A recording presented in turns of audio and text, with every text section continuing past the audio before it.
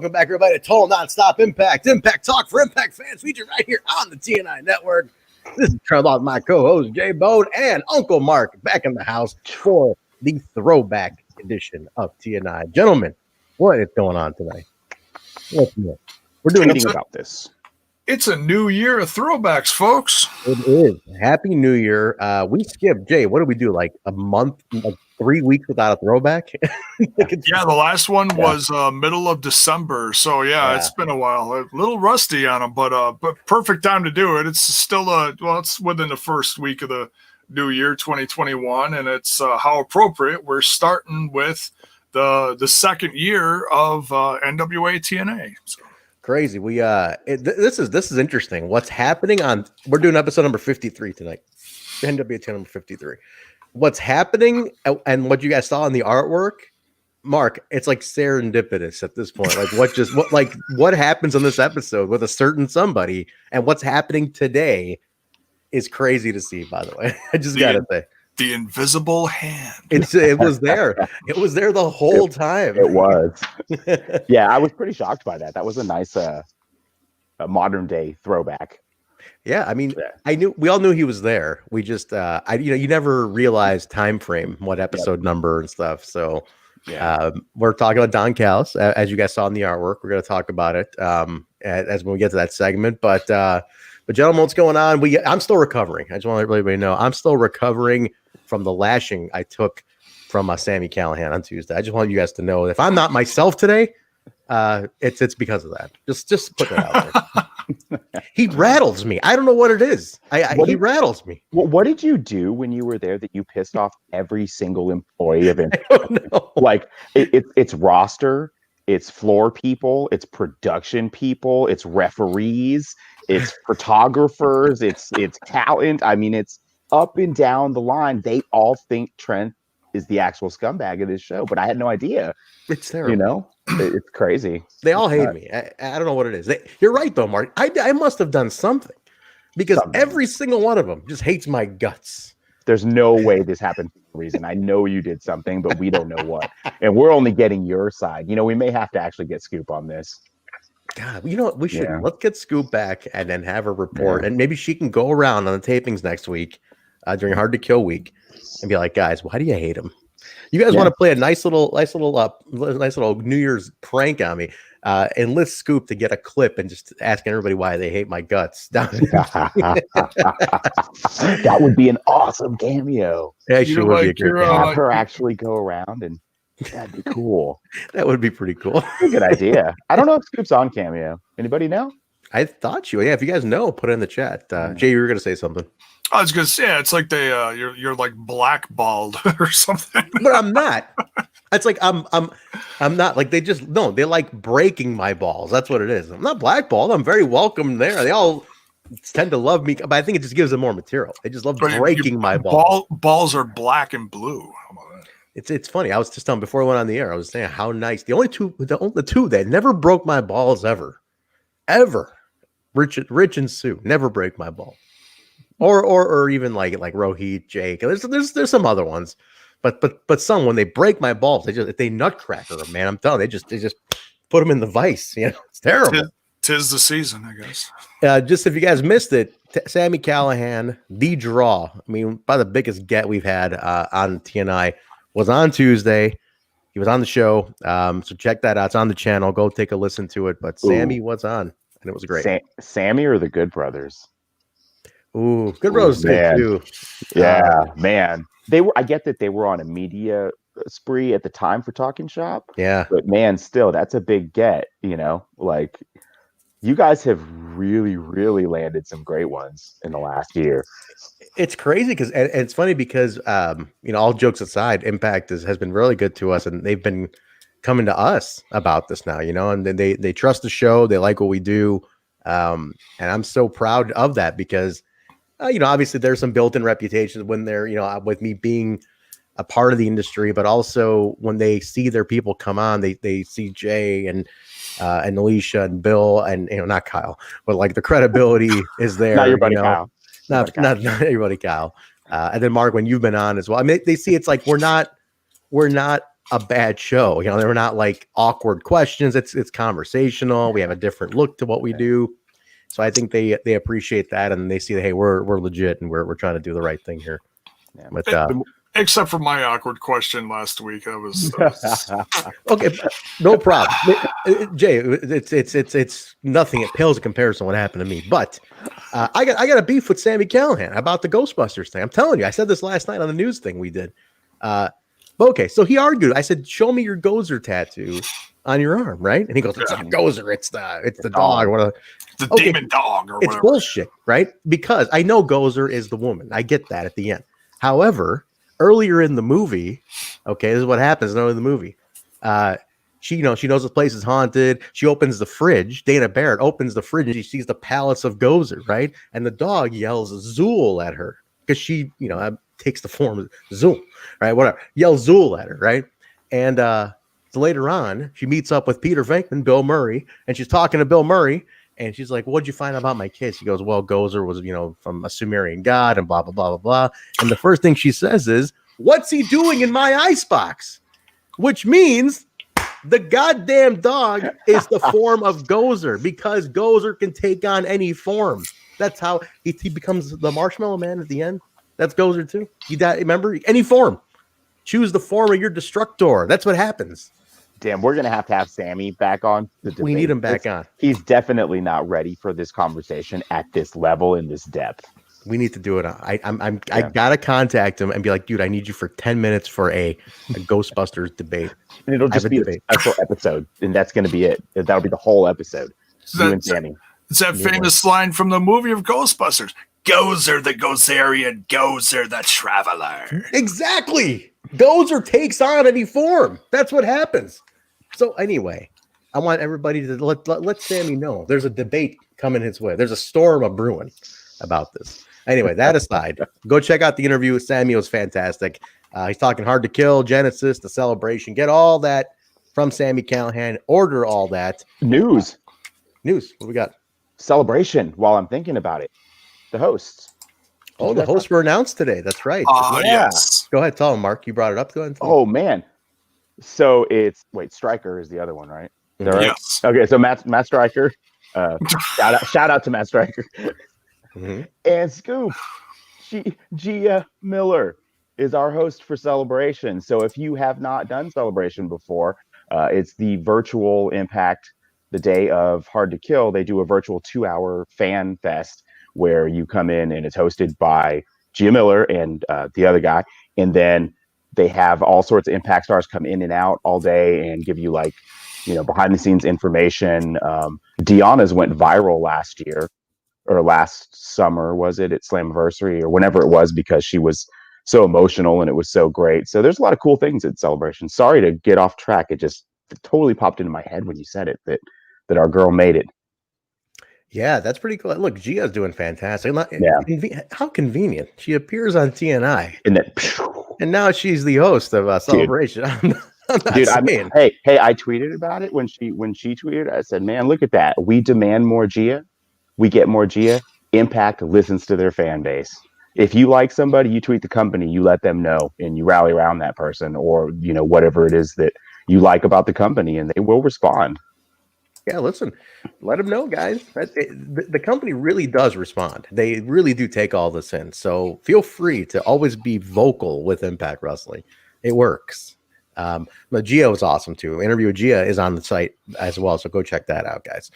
But Jay, let's say hi to a few people in here if you don't mind. We can just throw a couple comments up. Who's in here? My brother from another mother, Styles, with Destroying Kayfabe. What is up, dude? What's going on? I got Paul Nelson, my favorite nephew.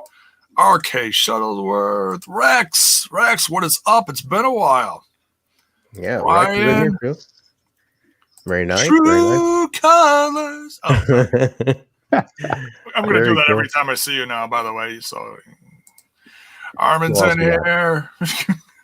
Armin's been very vocal on Twitter lately. He's been breaking my balls on Twitter a lot lately. I got to say, Armin has joined the club on breaking my balls. Zach, he's joined the Zach Bonifer levels of ball breaking here. All of this is just setting you up for a huge fucking heel turn one day. Pretty man, fun. oh man. Oh, big time. It's coming. It's coming. What else? Who else is in here, Jay? Who else we got? Throw a couple more up there. Anybody else in here? Blood Rain is in here. Very nice. Very nice. RK in here. RK, your beer. RK did win the raffle, right? RK was our winner, wasn't it, Jay? That was RK, right? Who? Yes. RK, your gift is on the way from Impact Wrestling. It is on the way. So Mark's in here. Oh, Mark is in here. Hi, Mark. No, Armin, no, do not back off. It's fine. It's kind of become the thing now. It's Trent's gimmick. Yeah, that's what I do. It's like my gimmick. I need you to feed the gimmick. And look, Zach's welcoming you to the club. Welcome to the Ball Break Club. So come on in. Good old Zach. We break Zach's balls all the time for his goofy artwork he sent us, but it's all out of love. We love him. I love you guys. No, thank you. And the Throwback is a niche show. It's funny. It's a niche show because it's very much not Impact Wrestling current stuff. So a lot of people, like, if you didn't watch, a lot of people aren't following. But you know what? I absolutely love it. I love that we're doing this. So I love that we have the group that does watch it with us. So let's talk about it, guys. Episode number 53. This was a big one too. A lot going on. A lot of segments in this one, but this took place on July 9th, 2003. Now, I was on Dave's couch. Oh, shit. Eating some takeout, fried Chinese food, pizza, watching this. We ordered it for our $9.99, but J-Ball, I'll come to you in a second. Mark's the guest. Mark, what were you on July 9th, 2003? July 9th, 2003. Yes. Definitely would be. I mean, I know where I was living here in Houston in the West Chase District, for those of you familiar with the area. And my wife and myself would have been watching this via satellite on the clone cards back in the day. For those of you that remember those, that's how some of us watched NWA-TNA for a long time. There you go. Wednesday night, I would have probably just been getting home from work because I had like an hour and a half commute because I worked downtown and it sucked. Yeah, that's where I was, probably exhausted, eating dinner, watching Blood and Guts and Tits and Ass. Wait, can I say that on this show? I forget the rules for this show. You could say it. Okay. Right. We're okay. We're all right. As long as you don't drop a million F-bombs, we're good. Okay. Yeah, that's right. But anyway, though, so that's very good. J-Bone, now what were you doing? And if it was terrible, you could please share it. the worse the better. Oh, let's see. Well, it was close to the first week of July after the holiday. I was probably still hungover, kids trying to wake me up. Fair enough. Mira's asking, when the hell did you get off of Dave's couch? Thursdays. Or no, Wednesday night after the Impact TNA ended. I was out of there. But I'll tell you when I stopped. I actually, I can tell you right now. We watched all the Wednesday nights. We're all at Dave's house. And then the first pay-per-view, we watched at my house. The first Victory Road 2004 was the first one. And that we watched at my place. I remember I ordered that one. But all of them were all the Wednesday, everything Wednesday night. Asylum, all at Dave's place. And we're still friends to this day, as you guys saw. He did join us for the Raven episode. You need to have him back. He was a great, well-prepared guest. Very well. He had pages of notes. Fantastic. Dude, I have 1.5 pages of what the matches were. I know, same. I got a lot. But we'll get Dave back for sure. I think I was thinking about which one to bring him back for. Probably maybe some other big, some big moment as we know it's coming or something. I'll see if he can do it. I'll just give him a heads up. What would be another big man? And nothing in the Asylum years, probably. Oh no, there's some more stuff to come still. Yeah, I mean, there's definitely some. It is on level with Raven Jarrett. That was like one of the classic feuds in my mind from TNA. It was the first 10 years. Actually, quick supplemental piece, guys. On Keeping It 100, which is Conan and Disco's podcast, they did a whole segment discussing Raven Jarrett and the behind the scenes drama. And there's a clip of it, just that on YouTube. So you go to Keeping It 100's YouTube. They talk about everything going on backstage during that time. Oh shit! Mad heat with Jarrett and Raven, though. Crazy. That's why they didn't put the belt on Raven. Crazy heat with those two.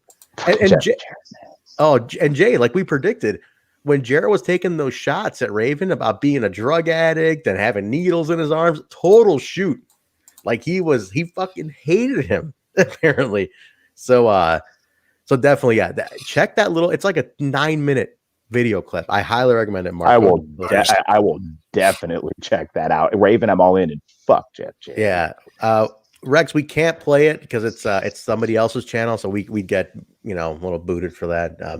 We can't do it, but go check it out. It's on YouTube, and just go to Keep It 100 on YouTube and just look for Disco and Conan Talk Raven Jarrett or something like that. You'll find it. Very easy. I think it just got posted a couple days ago, but no, it's really, really cool. No, there's a couple of some more big moments. The first Ultimate X, we could have Dave on for that. That's about to happen. That still hasn't happened at this point. Yeah. Bill just texted me saying his internet is down here. I may jump in if it comes back online. I'm going to let him know. Sounds good. Okay. Just giving him a heads up. So he is here. I'll tell him right here. No problem. Beautiful. All right. So Bill might join us too, but we can get started in the meantime. He's got the link. He's on the road too, so you never know how the Wi-Fi in the hotel is. Bill on the road, but let's kick it off, boys. Let's start this off. This was July 9th, 2003, NWA-TNA number 53. I can't believe that 53 weeks. Oh, I almost forgot. I'm sorry. I know we already get going on this. No, good. I wrote down a note here. I want to say congrats to former TNA/Impact Wrestling worker Jeremy Borash. What happened? He's engaged. Oh, really? Good for Jeremy. Yeah. Good for Jeremy. Okay. Go JB. Very nice. She looks like she's half his age and twice as hot. Very nice. Twice as hot as JB. I've heard Jeremy is also on the side because he is not because he just does his stuff with WWE during the week. He's also doing like shooting stuff for NASA down in Florida too. Huh. So he's doing a bunch of stuff for NASA. So when I go to the Space Center here, am I going to see him on the videos? Like, like some of the you'll see Space Capsule. No, like some of he's doing like the filming for them, like editing and filming for them. Okay. Production stuff, yeah. Oh, we've seen his great early stuff here. Yeah, exactly. Real early, real early, basic baby It's stuff. good stuff. It's good stuff. It's one of my favorite parts of these shows. And these are just so enjoyable for that lovable moment in time. The 2003 graphic design, yeah, it's beautiful. All right, we kick it off, guys. Scott Hudson is joining us, and we do get an explanation of why Scott Hudson is there. Who I always like Scott Hudson. People are really mixed on him. I loved him from WCW. He sounds like a sportscaster to me. He always came off like a real sports guy, and he has a great delivery. He does. Right? He's really good. I think Scott Hudson's fantastic. And Goldilocks recently had him on her show about a couple months ago, so check that out if you want to know. Oh, really? She did. So he's outside. He's looking to catch up with Jeff Jarrett in the parking lot and asking him why he's here. What's your medical condition? Like, are you okay after what happened last week? And he addresses Vince Russo and Joe Legend and says, it's his game and batter up. So very Jarrett. There's some Jarrett on here that really upsets me. We're going to talk about it, and it starts right here. It started right here. He's a cancer on these shows. It was a lot today. This one, oh God, he infects the whole show. Well, yeah, we'll talk about it. We'll definitely talk about it. The opening match, though, boys, is Simon Diamond and Johnny Swinger, the Swingman Daddy, with Disco Inferno as their manager, and taking on America's Most Wanted for the Tag Team Championship. Now, this is great. I mean, Johnny Swinger in a whole other light. It's wild. Good. He's still in this. Like, I was like really focusing on Johnny Swinger and really watching his, how good he was here. Mm-hmm. He's just as good and in just as good a shape. It's crazy. It's like, did Johnny Swinger legit find the fountain of youth? Like, the only thing I think that's changed in him, honestly, is like his hairline slightly. A little, if anything. Barely, yeah. He looks good though, man. I mean, he looked great. He looked great then. He's just as cut, and I don't know. It's just Johnny Swinger. It's fountain of youth. I think you're right, Jay. He's got the fountain of youth. It's almost weird to see him how he originally was now, though. Yeah, oh yeah. I want my pizzles back. That's the Daddy. Yeah, exactly. I mean, just this late resurgence in his career has completely redefined him in a new light. So it's strange to see the old, Simon and Swinger combo here. It is, man. It is. And if everybody remembers, they teamed in ECW too, so they had a history. What was a little weird on this one though was the sudden it was like all of a sudden Disco's managing them. But TNA does explain it, but it was kind of like I for a second thought I missed something. I was like, wait, what did I miss a week? Am I on the wrong week? Like, was his explanation that Disco was trying to keep sex together? Is that what it was? Or I forget what. Well, Disco joined him on commentary, and he says that because TNA is like, why are you with them? He's like, I'm trying to help them get over and get the tag team belts and bring them back into my camp, is what it was. Okay. So, Jay, was there any more to that? Did you catch anything else? I think that was it. I really didn't. Like, we were told like an episode or two ago, and it's kind of fuzzy to me because it was so broken up over the holidays over the course of the last month. We did like one in November and then another episode in December. But they had announced that like they took away the name of sex, and so they were trying to keep it together. So it was just awkward. So you still see little patches of it doing different things, but it seems like it's pretty much dissolved. Yeah, which is weird. Yeah. But so yeah, Glen's on commentary. TNA's talking about that. So that was his explanation. They were asking him about Jarrett, and I love this line, guys, when Disco was like, because like TNA's talking about Jeff Jarrett's doctor, who he's like something, and he refers to Jarrett's doctor as his gynecologist. Did you guys catch that? He's like, why are you talking to his gynecologist or something? I was like, ooh, shit. Crazy. I thought that was good. In this, though, TNA does mention that Negro Casas and Shocker reneged on their agreement to appear this week. And you catch that? Yeah. Yeah. The choice of words there was what got me. I was like, they reneged on their. I'm like, ooh, that sounds like pretty severe. Right. I'm like, but Shocker does show up later on. I was like, Shocker does eventually make an appearance. I loved, so I was excited to see him because when I started watching about a year or so later, about a year, but within the next year or two, I forget exactly when, but when they hit their TV deal, yeah, Shocker was part of it, and man, I loved him. I think he was part of the X Division, if I'm not mistaken, but he was just amazing. I don't remember if he was actually with anyone, but. And I don't even is Shocker still wrestling? Every once in a while I hear his name mentioned, but I don't think so. I don't. If he was in what AAA or CMLL, I'm I think he was a CMLL guy. Was okay.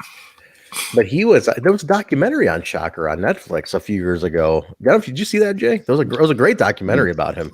We've mentioned it a couple of times. They've got a bunch of odd wrestling things on there, but I don't think I've ever seen it. Yeah, I'm trying to see if he's still listed as active. So he's still active with CMLL. But not much really after written about him, at least on his Wikipedia, till after 2016. So not much really talked about. But he does show up. I mean, he does make some appearances. Eventually he does get over there, but no idea why they didn't show up though. No idea. I'm guessing it's some company beef or something. I don't know. But travel could have been visas. Who knows? That's what I was thinking. Yeah, international stuff. I remember when he does show up later on, when they get to Orlando, Hector Garza, who was fantastic and eventually passed away, but Hector Garza had he got caught with steroids or something, and that threw something off. Which Hector still to this day, Hector Garza was a big loss. I think that guy was so damn good. His nephew, which we all know is Garza, shows up later on, and now I think he's in WWE now. Thanks, Tina. Yeah. Yep. Yeah, he's doing good. He's doing good. And he's kind of drifting around right now, right? Kind of aimlessly with that same weird lover boy character. He's got kind of a lover boy gimmick, and he's like doing promos here and there. So there's like a mystery woman in his life that he's talking to like through the camera, and he's kind of flirting with the ladies backstage. So I don't know if he's a little banged up and he's just cutting promos till he heals up or what, or just building a character. But I mean, when he wrestles, he's doing great on TV. I'm happy for him, because when he was in Impact Wrestling for a while, he was banged up and they kept putting him out there, and it just didn't look good, you know. But that was kind of a tumultuous time in the company anyway. So yeah, he's one I wish they could have kept, though. He's really good. He's entertaining.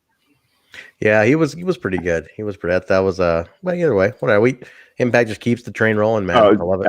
Absolutely. Jay and I talked about that this afternoon on the Genesis predictions. You know, Rascals go out, 3 brand new guys come in. Like it's remarkable to me.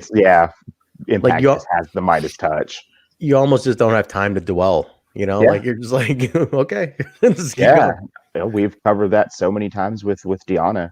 Yeah, you know, I mean, she's biggest one. She stepped in and became God overnight to all of us.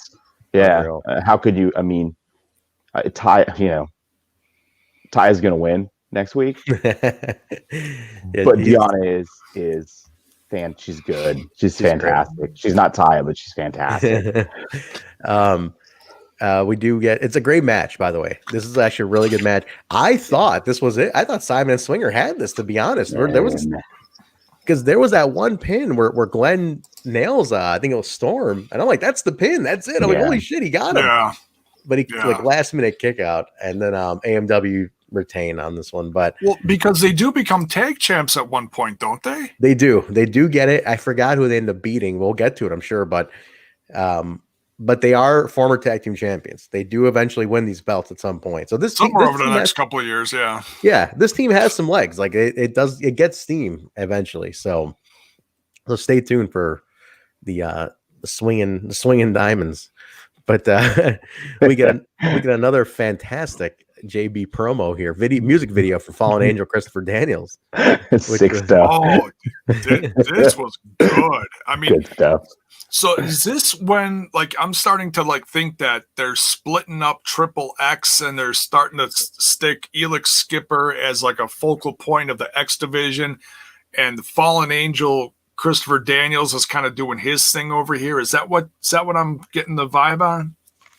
Basically, because Daniels was going to like his what he was doing in Ring of Honor at this point, which was that true Fallen Angel gimmick, you know, with the priest collar and all that kind of stuff. Yeah. Okay. So he was really, really pushing that. Like that's what this promo had that feel of. So this is my favorite Daniels period. If you've ever seen any of my artwork on Twitter, you know this is like the type of shit I live for in wrestling. Just the dark Daniels stuff. So good. He's great. They're still, I think they start going solo a little bit more after this. Jay, good catch on that. That's pretty much what this was setting up. Okay. Because you get Elix later on, which we'll talk about. All right, this next segment though, guys, this is. God. Okay, I'm sure you have it in your notes. Okay, so this went on so goddamn long, but so Joe Legend comes out and he's impersonating. I didn't catch it at first. I didn't really know what Joe Legend sounded like, but he's doing a real like New York accent, bro. And I'm like, oh wait, he's doing Russo, so he's dressed like Russo. But what's great here though is that he introduces Jeff Jarrett, and then it's Vince Russo and Jeff Jarrett's like WWF getup, which I thought, come on, that was brilliant. That was funny. That was super funny. I'm talking like down to the jacket that lit up, you know, like it's fantastic. And the wig, he's got the platinum blonde wig like all over the place. It's great. And he's got the salt and pepper beard. So it just looks absolutely ridiculous. He looks like Michael Hayes on crack, for crying out loud. The best in this, though, you guys catch the little like line from Legend where he's like, he should be home with his baby tonight, but he's here. And it's a callback to that song from WWF in '95, With My Baby Tonight. Remember that? Yeah. Mark, do you remember this? The one that he sang, but he didn't sing. Right. So Jeff Jarrett released a single in '95 called With My Baby Tonight, and music video and everything. It was a single release. And then it was a whole Milli Vanilli situation where it was actually the Road Dogg who sang it. BG James. Yeah. And it was like his breakaway from being, feuding with Jarrett and all that stuff. Okay. I graduated high school in 95, so there's a good chance I was high. But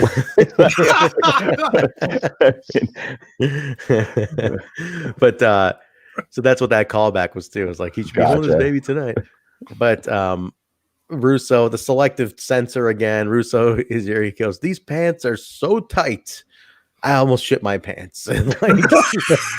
But I love that he's doing he's like the J, J double F, like he's doing 1995 Jarrett, and it's actually pretty funny. It is pretty funny. The crowd actually loves it though. You guys get the whole crowd chanting Russo at this point though. I was like, holy crap! Like it was really shifting against Jarrett a lot. Well, it's a little split here. Like you hear the Russo, and then you hear like from another section of the arena, the Russo sucks or fuck Russo or whatever they were. Yeah, it was a little split, but they were reacting nonetheless. So I mean, it wasn't cricket, so that's what you want. So exactly, those are noisy.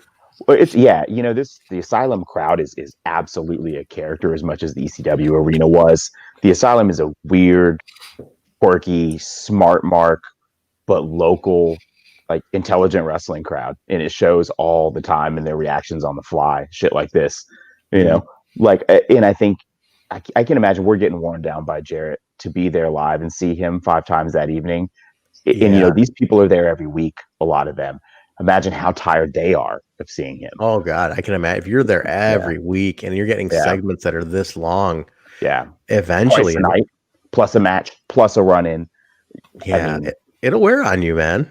It'll get to you after a while. You're like, shit. Give me a break here. But yeah, it's pretty bad. Yeah, but it was so this sucks. So we get all that. That's good. I mean, it's funny. I mean, those two are doing a funny thing. But then Jarrett comes out and attacks them, but he gets quickly beaten down by Legend. And the thing is, I thought it was going to end after like Legend got the best of him. But holy shit, this brawl lasted longer than my marriage. Like if I can tie in it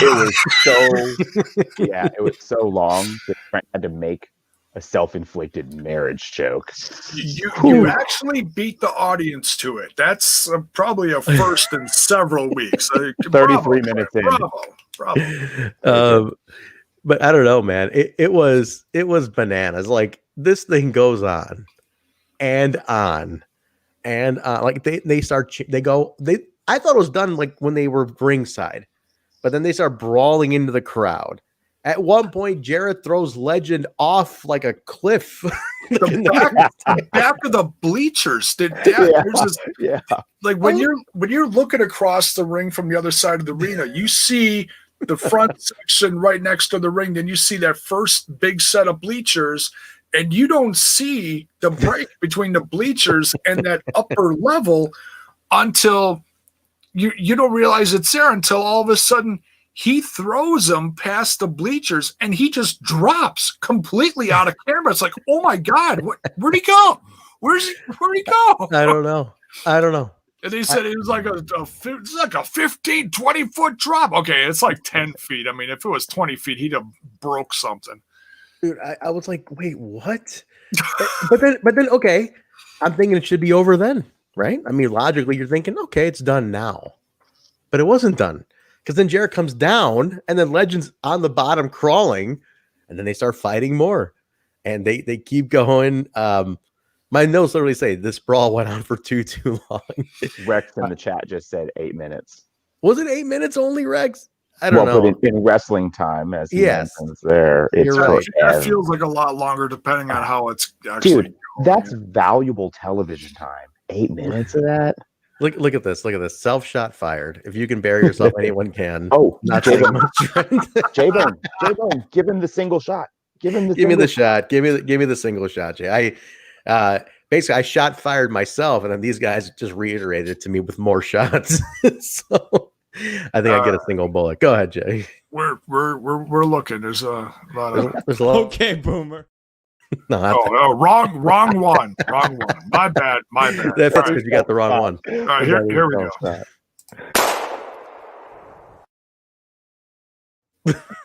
with beer. I love it. I do love like the extra like second and a half at the end though too. Styles the man. So no, yeah, but Rex is right. In wrestling segment, 8 minutes is a long time. You know, that's a long fucking time. But after eventually Russo comes in, they hit Jarrett with the bat. But they get one up on Russo. I mean, it's just like it's just back and forth. And it was like Jesus Christ, it's not ending. And then they get Jarrett down eventually, and Russo's yelling at him, "No title shot for you, no title shot for you, no title shot for you." Security comes out, which Mark, you texted me about yesterday. You're like, black shirt security blows. They do. What I liked, the little realism on this, I like Jerry Jarrett, who never makes appearances really, comes out to like check on Jeff. And it's like consoling a bloody son. I'm like, okay, it's adding a little something to it, which I'm like, okay. It looks like that every week. Yeah, well, this gets eliminated because of the amount of times he comes back out. And Bill's here. Internet's back. Bill. What's up, Bill? Yes. The Spectrum was down here in Florida, the internet of choice, and big just surprise. came back on. Bill, you missed it. We just talked about the best segment of the show. The 78-minute Jarrett and Joe Legend beatdown going. Yes, that my personal favorite. My personal favorite. When did you get? I was like, when did you get time to watch this? I watched it. As I like to say, power watched it between leaving the parks today and going out to dinner. More Parks got in today. Very nice. Oh, wow. Well, it was work, then parks, then dinner. Did you buy like the pass, like the 3-day deal they got or whatever? When you get I actually, from the old Impact Zone days, once I knew I was coming back for another wrestling show, I went annual pass. Oh, so you should buy it every year. I back during the Impact Zone days, I did that for sure because I would take vacation, spend the day at the parks, and then go to the Impact Zone at night. Perfect. But pretty much you go more than one day at a park, the annual pass makes a lot of sense. Oh yeah, I do that for Six Flags, and you go twice and it's paid. Same. Oh, Mark, I gotta come to the one by you, man. There's like 3 in Texas. 2 now. There used to be 3. I can't wait to go because my Six Flags pass will get me into all of them, so I will absolutely go. Dude, Dallas is great. So next time Hard to Kill is in Dallas or any pay-per-view, whatever, Slam, whenever they come back to Dallas. Mir's asking, what part of Florida are you in? Orlando. He's in Orlando. Although I've been through the state over the last couple of days. Well, you started in Jacksonville, right? You went to the show yesterday. Landed in Orlando, went out to Clearwater, then Jacksonville, and then back to Orlando. How far is Clearwater to Jacksonville? I never. 4 hours. Was it really? Shit, I didn't realize it was that much. Bill was hanging and banging in Clearwater. I have a question. I have a question for Bill that I know everyone wants me to ask. Yeah, ask him. Bill, are you the mystery Impact photographer of the footage from the Good Brother? No. Someone asked that earlier. I was on the opposite of that footage, and honestly, that footage is very close to the ring where the fan footage cannot sit. So that's in the friends and family area. That far back? Is that even that far back? Even that far back? Wow. We have the talent, and I hate that. I'll just say, from being there live, it's horrible. I'd rather have no talent in the stands than the talent in the stands because it's so fake. It's infuriating to me. It gives fandom a bad name where the wrestlers, because they just, you can play the soundbite. It's like our buddy Shark Boy. They can just turn it on anytime. Are they really like overdoing it though? Is that what's going on? Yeah, because they sit on their hands when the camera's not on. And the worst is freaking Billy Gunn's kid, who's like Mr. like ML Carr, rally towel the whole Austin show. Gunn. Yeah, and he could care less when the camera's not on him. I can turn it on anytime, Pat. Come on, no problem. Wait a minute. Did you say ML Carr? Was that guy's name? Was that the towel guy's name? Oh yeah, and sadly he just passed away. But he was the ultimate towel guy. in the Impact Zone? Holy shit! Oh no! I'm talking about on the Boston Celtics in the early. Oh, 80s. I don't know the Impact. Remember the Impact Zone on Towel Guy? It's after you. This is before you. I mean, it's before you start going down. That I don't know. I don't know him. Because if you watch 2004, 5, and 6 TNA, Jay, you've probably seen this when you're watching throwback pay-per-views. There's a dude, big old. He's got an oversized white T-shirt on and the 2 towels. And he's just going, man. Like he's the Impact Zone towel guy. I might have seen that. I didn't pay attention too much to that. In the mid 2000 throwbacks, I've been doing a few of those lately. He's a hard camera center. He's a black dude, big white T-shirt, oversized white T-shirt. Oh yeah. He was in the last one I watched. Yes, yeah, absolutely. And the 2 towels. He's like helicopter, like 2 towels. It was like Final Resolution 2005. He's dead center. Always, and he had like a towel or something over his head or something. Did. That dude's awesome. Yeah. That guy I don't know. I do know of him, but I've never bumped into him. It's the pre-Bill era of the Impact Zone. Because he may have been there when I wasn't sitting ringside. Because my first couple times in the Impact Zone, my first time was in the bleachers. It was funny because I was down there on a business trip, and I was there with my boss. I convinced him to come to a wrestling show. It's like we went out to eat. It's like, let's go to a wrestling show. It's free. What a good sport. But he loved it. Hulk Hogan was on it. Hey. Oh, right. Yeah. I had to wait. That was live. It was during the live Monday night shows. Oh, perfect. Yeah. That's exciting. When you saw Rob Van Dam win the title that night. That's when you started. Mark, you were asking. That's when you started going, right? You started going in 2010, around that time? Yeah. That's when I started going at least twice a year type of thing. Like 2 to 3 times a year I was going. And then it just got more regular. But then their schedule became where they might only tape 5 to 6 times a year. Yeah, right. they got sporadic during a little bit of that. Because I went in 16 for the first time, and I knew Bill just from the front row, so I saw him right away. I was standing right behind you, Bill. Remember that? And I was like, hey, dude. So that's how I met Bill. But he was already front row guy by that point. Yeah. He was the mayor. It hard to kill. I was waiting in line for a picture with Taya, and he was behind me, and I was like, hey, are you the EC3? Mark, how did you I met you at Hard to Kill. You came up to me before the show, right? And because you were watching the podcast, right? Wasn't that what it was? Yeah, I had just started I started watching the pod last summer. I started listening on audio because this is the only pod that I watch live.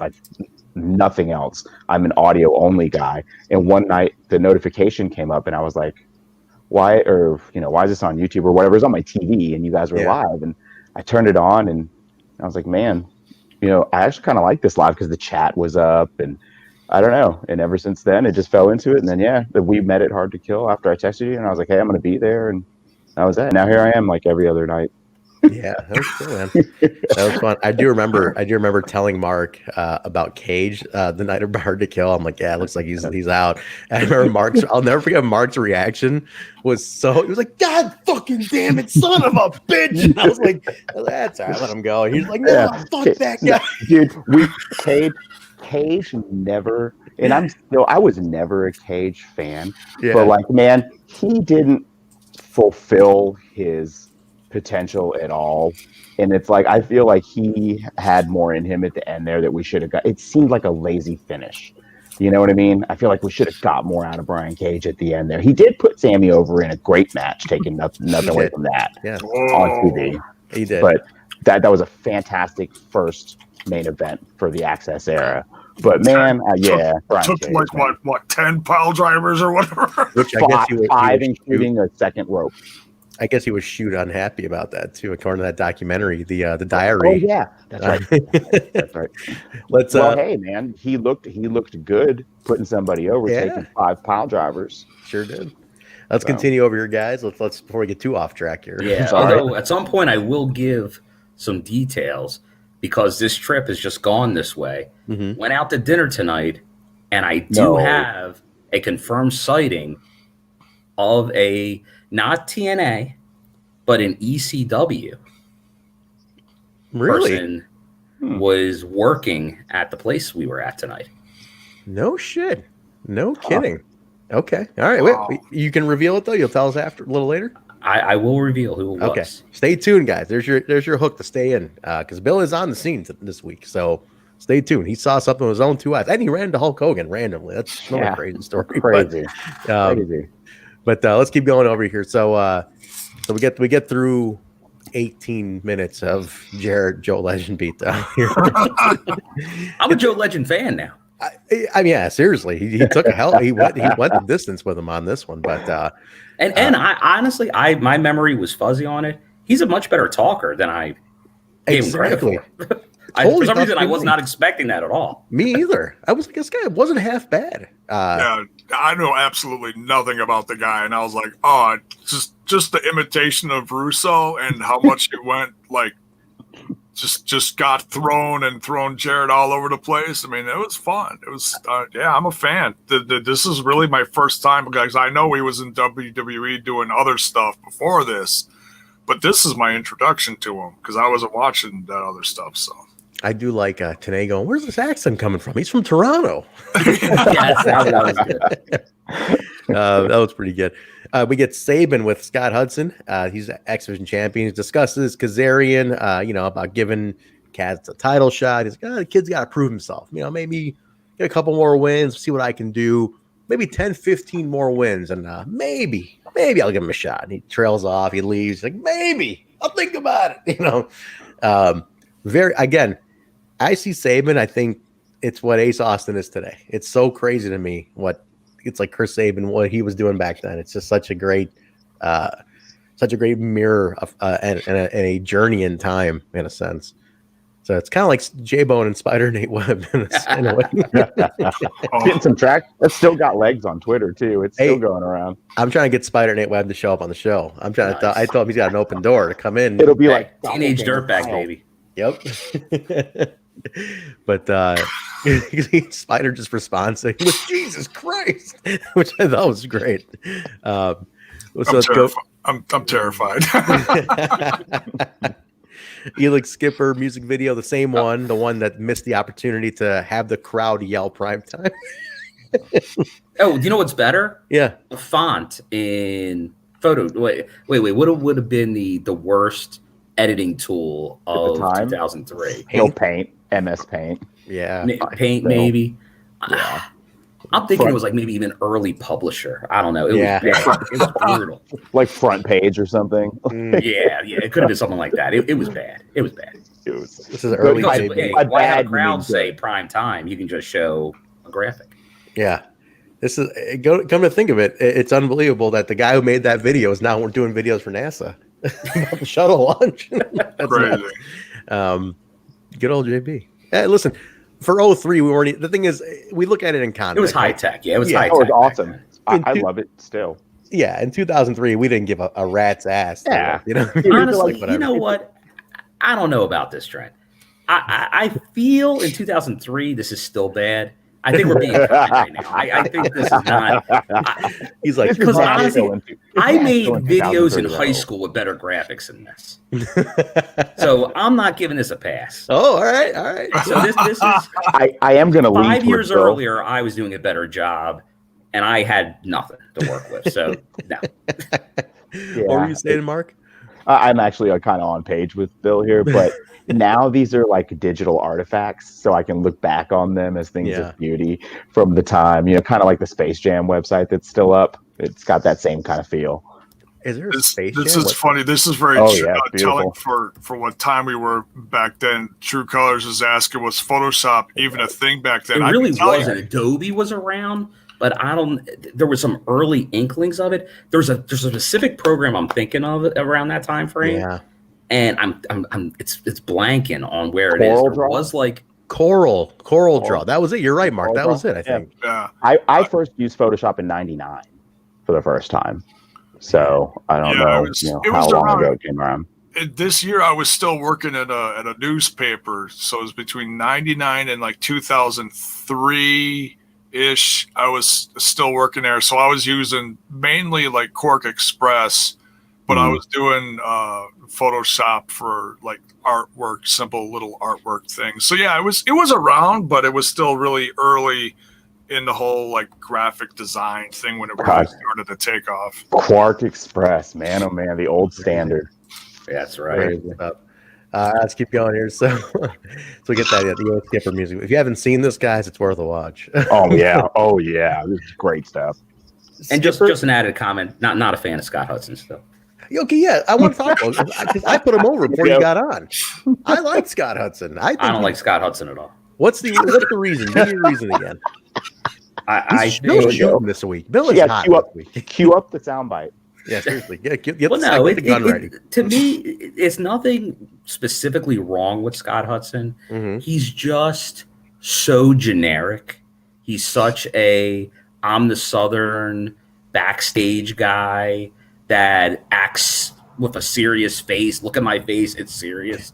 And it's the most important interview ever because I'm a serious looking guy. Yeah. No. I want my backstage interview. Like he doesn't. He gives a serious growl on his face, but he doesn't look that serious. Give me someone. Give me Goldie. Give me somebody. Give me.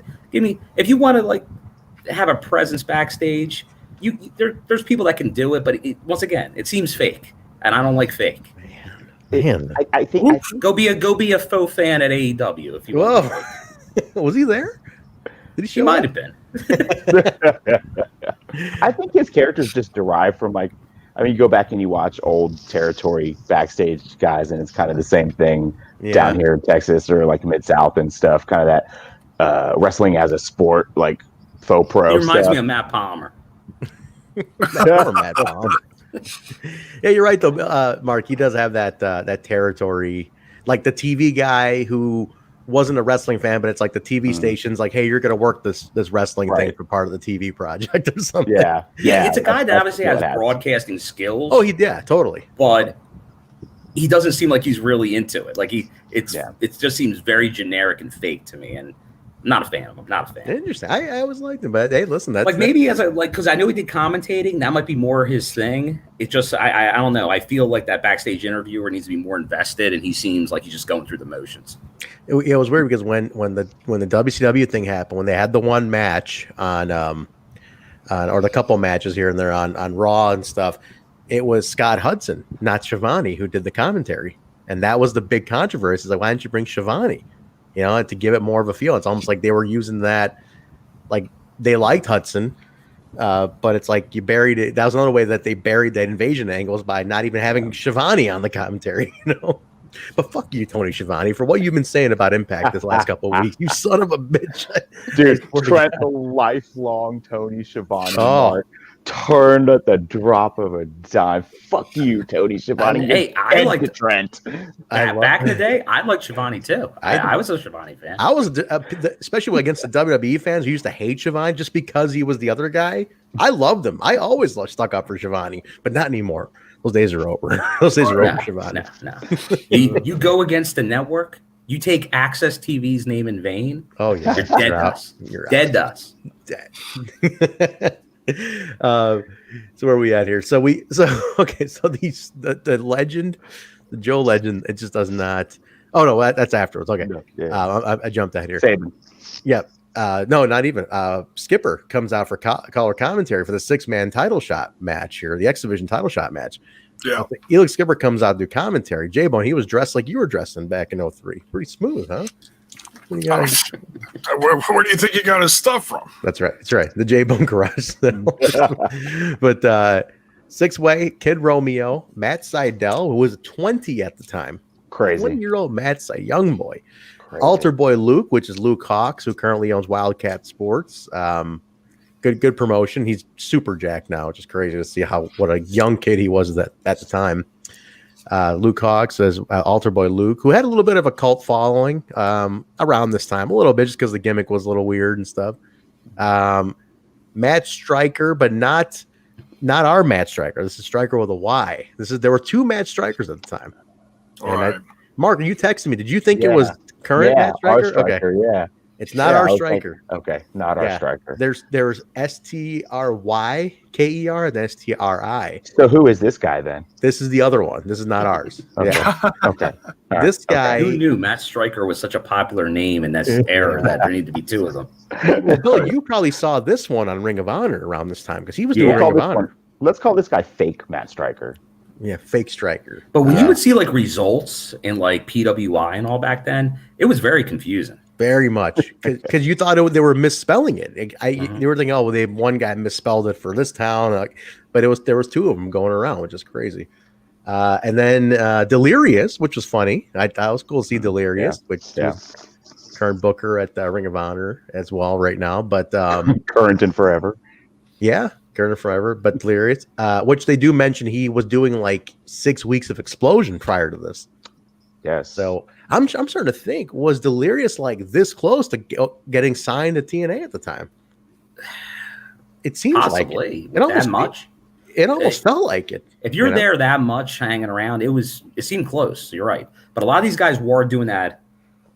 The dual these couple thing. promotions, yeah, because there was so much flexibility. These guys ran on Wednesday, and it's like Ring of Honor's Friday, Saturday, so you had all this time to just do shows twice a week. And then you had Kazarian, who came out to Kid Cash's old music. So there's the music recycling is happening here at this point, guys. Did you already do the fashion review with Don? Not yet. I got it written here. It's coming up. It's definitely going to mention. I do note it as like a bullet point on my notes. About like 3 minutes in, Jay Skipper gets mad and he leaves the commentary because TNA doesn't want to talk about him. They try to they're trying to call the match. And he's like, well, why are we talking about the match? You're supposed to be talking about me. And he gets pissed off and he leaves. It's kind of awkward, but it was so awkward. Because he doesn't come back or do anything. I was like, okay, I can see maybe he leaves and he runs back in, or he screws with somebody's finish or something. But he doesn't do it. He just leaves. I'm like, oh, okay. Very X Division-y Altar Boy Luke. There was a huge botch coming up in this. So let me go through the elimination. So you had a Romeo eliminates Sydal, and then Romeo eliminates Luke, and this is a total botch because Romeo pins Luke.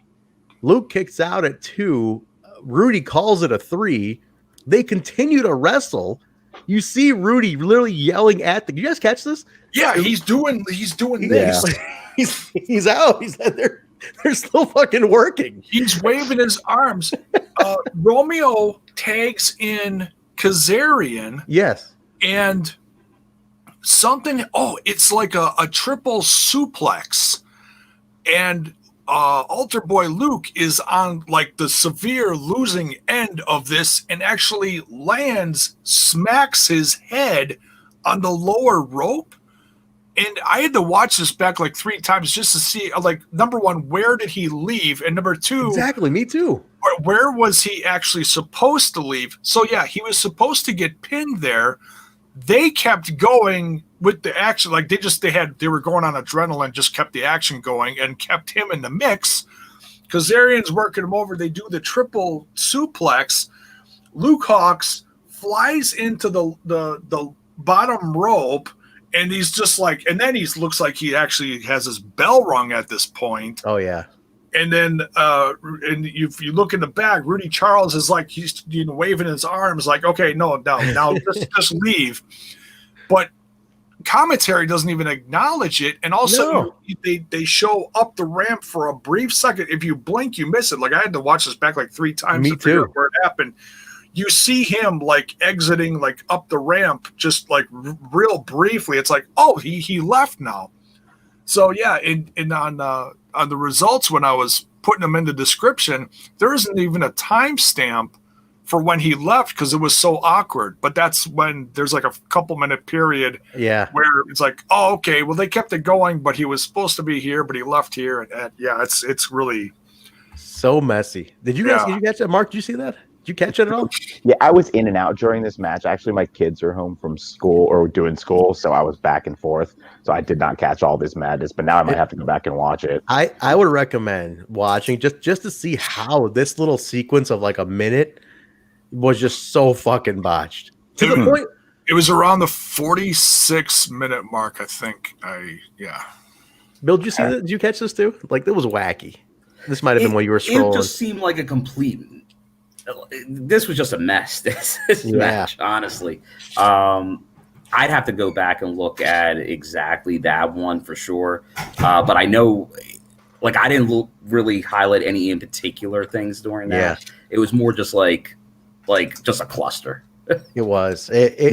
What got me though when all this got messed up was that you literally have Rudy Charles yelling at them like he's out, like get him out, like it's done, and they're still fucking working. I'm like, well, it is Rudy, and we know all our feelings on Rudy.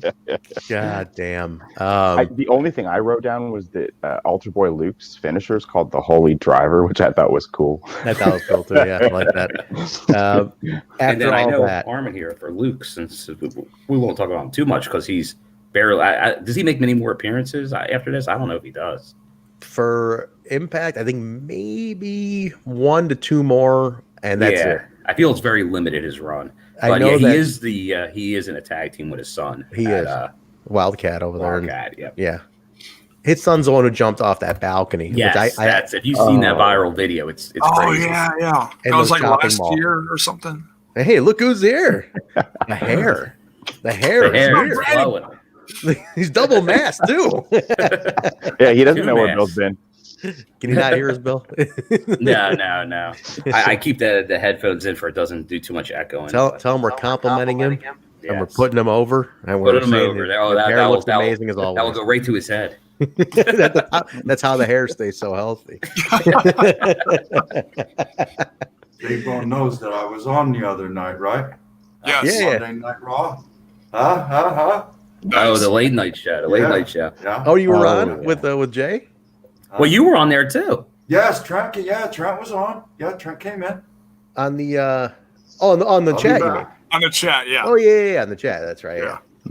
Yeah. I popped in there first. That was late. He was on late as fuck. It was like 1 a.m. or something. It's all night. Yeah, late night bone. Yeah. But so the other eliminations after this, just to run them down real quick. Kaz took out Delirious. Romeo eliminates Stryker with a Y. Kaz eliminates Romeo. And then look at that. I cite with the Hulk. We'll pause. Hulk Hogan autograph. And you guys got photos too, right? There are photos. Dave sent me over the group one, so I'll shoot it out on the Twitter and the Instagram. Do it. Beautiful. What a random running. Easy. He was there too? TNA. Yeah, he was there with him. He was having lunch with him. Get out of here, really? Wow. Yeah, they're still tight. Oh, yeah. They're hooked at the hip. Did you nut shot one of them for the TNA debacle? Did you say, hey, Bischoff, can I ask you a question? What's up? Well, Bischoff would be more close. I did not interact with Bischoff since I had nothing to say really positive with Bischoff. But I am on the side that for Hogan, at least, that acknowledge I think it brought the eyes. I think it brought viewers. So I'm not going to hate on that. I know a lot of people are like, oh, that was a downfall of the company. But they were going up and up and up. And Dixie's like, you know what? Let's try to jump, get the biggest name in the history of the sport. I'm not going to disagree with it. I can't disagree. Did it work out perfectly? Yeah. No. But I think overall it did help. So I can't. Now, if you say 3 and 4 years later, it led to things not going right, bad decisions, too much power. Yes, all that stuff happened. But the actual just bringing them in, I would never disagree with that back then. That's where it went. It really just came down to it was just a little too much power. And like you said, trying to jump when you should have taken a few steps in between. That's all. We're not going to get too much into that. But yeah. That's all that is. I can never deny. Old history. Yeah. But so Saban comes out to confront Kaz. And hey, proved yourself, kid. He did okay. You do it. So you know what? I'm going to give you a title shot right now, and just start beating on him. And basically, they're playing off that Kazarian just went through 5 different people. He's worn out. Saban takes him out with the future shock, retains the belt. So I always like little setups like this because it's kind of like the whole what a prick. You took advantage when the guy was already down. Fuck you, So I like that it's going to lead to something eventually. I definitely see your Ace Austin comparison here too. 100%. I'm telling you, I see him and I'm like, this is Ace Austin. This is big time. And I'd love to ask Ace, like, hey, were you I mean, I'm sure he'll say yes, he was a Saban fan, but like, were you a Saban fan 03 X division? You know, like, not that I'm like, I say, oh, did you just take your inspiration from, but like, were you a fan? Because he literally is very much that guy, you know? Yeah, agreed. But Ace Austin would have been like, what, 5 when this was happening? I forget he's 23. Although a lot of these guys do watch they've gone back and watched it. Oh yeah. Yeah.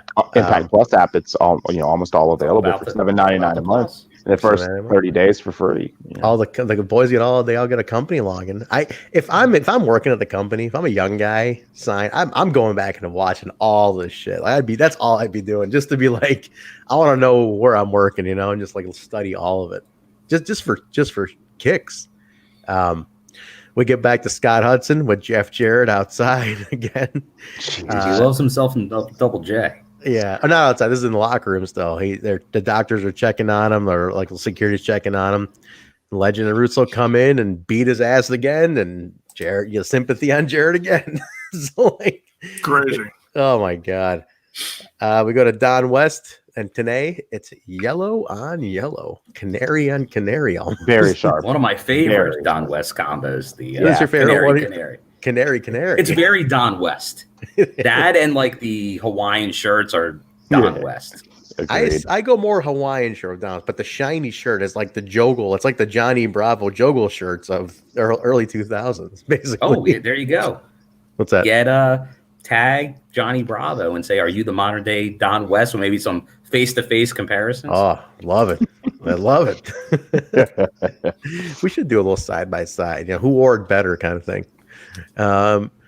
Back in the ring, Lollipop, one of the dancers, is in there. She's addressing the girls of bitch slap. Says we started something last week, so let's finish it this week. Nurse Veronica comes out. No Tracy Brooks, which I think she was still living in Canada at the time, so it was a little hard to bring her in every week. Which until she moved to the States, I think it got to be a little too hard for her.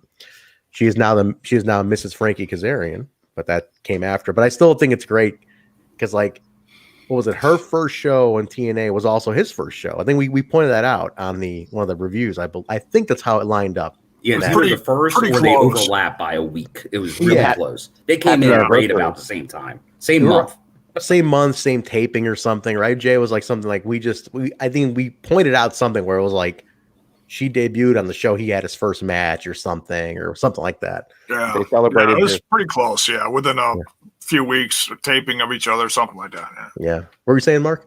They celebrated their 13th wedding anniversary yesterday. They just did. That's right. Yeah, I love them. I think they're both awesome. So good for them. Definitely a wrestling success couple in a business where it doesn't last much sometimes. So good for them. Good for them. April, the other dancer, comes out to help, and they start kind of all going at each other. And security comes in. Black and red come in on this one. Go red shirt. Now just being distinctive on the black versus red security. Yeah. Shades of the NWO Wolfpack. Black shirt security blows. Yeah, Mark hates black no shirt. Red shirts. No red shirt. Matt Palmer would be part of black shirt security. Yes, he would be. I agree. It's like the NWO of security. Terrible. Black shirt security. Kiss my butt. What's the funniest part is if you're watching the girls, they're swinging, they're trying to get away from security, they're trying to continue the fight. What's hilarious is if you look at the security, and some of them, it's just a little creepy how they're holding back the ladies here. Is like, they're holding them, the heads are kind of buried in something. It's like, oh, come on. What kind of security is this? You guys are just nasty. They just want to, of course, holding these hot chicks. J-Bone. Yeah, you're holding back Lollipop in your what? Come on, dude. Cocaine. I'm saying they should have been more professional. What's your headband too tight, J-Bone? What's going on here? What are you talking about? You're embarrassing the show, J-Bone. By the way, Mark, I'm a father of a girl who's as old as these girls, so it's like. By the way, Mark, only I get the beret, J-Bone. That's my thing here. So you just be the good uncle, please, thank you. Just keep the balance thing, thank you. Fine. I don't need everyone against me, damn it. Oh, I love you. about. It's the one time I can get it. I can say anything. Otherwise, Usually it's Trent's designated punching bag. I am. Apparently these days. Bill, we talked about it at the top of the show how basically it's like everybody at Impact technically just loves to just break my fucking balls. Like I've become the actual like just the punching bag for Impact. Well, you're the go-to. You're the go-to. Obviously, the Bound for Glory experience has now brought that up a level. like you're just breaking, and because obviously they go after me too, especially certain people because they were used to seeing me a lot. And it's the same thing. It's just the more they know you, the more they're gonna break them for you. So it's like they love you if you it's family. When you're here, you're family. Man, I'll guard it to not pay for that endorsement. What did you say, Mark? I was gonna say you should trademark that. That sounds catchy, but then Bill followed the joke. So now the TNA, and we go to TNA sitting down with Jim Mitchell in one of those one-on-one interviews, which I thought was really good. Actually, this was really cool. Yes, he talked about getting Douglas into TNA. He shits on Raven, like the whole thing, fake pity. He's like, dude, it was a shoot. I mean, he's Raven. He talked about. He's like, what's he ever have to be sad for or upset about? He goes, he's the son of a rich publisher. He grew up privileged. He goes, and then he talks about himself, how he had the injury in ECW, lost his hand. He goes, he doesn't know what a hurt and loss is like I do. He discusses. I love this line though. I don't know if you guys caught this. He talks about Raven's wet Prozac security blanket. I wrote it down too. That's what I wrote down. That's the line I wrote down too. Yeah, brilliant line, cutting line. Oh, it's so brilliant. But for anybody who doesn't know, Raven really is. He grew up a rich kid. That was his thing. He's he's from I think Atlanta. He grew up in Atlanta. The storyline they did in WCW towards the end, if anybody remembers, was Raven like the reveal of him being a rich kid.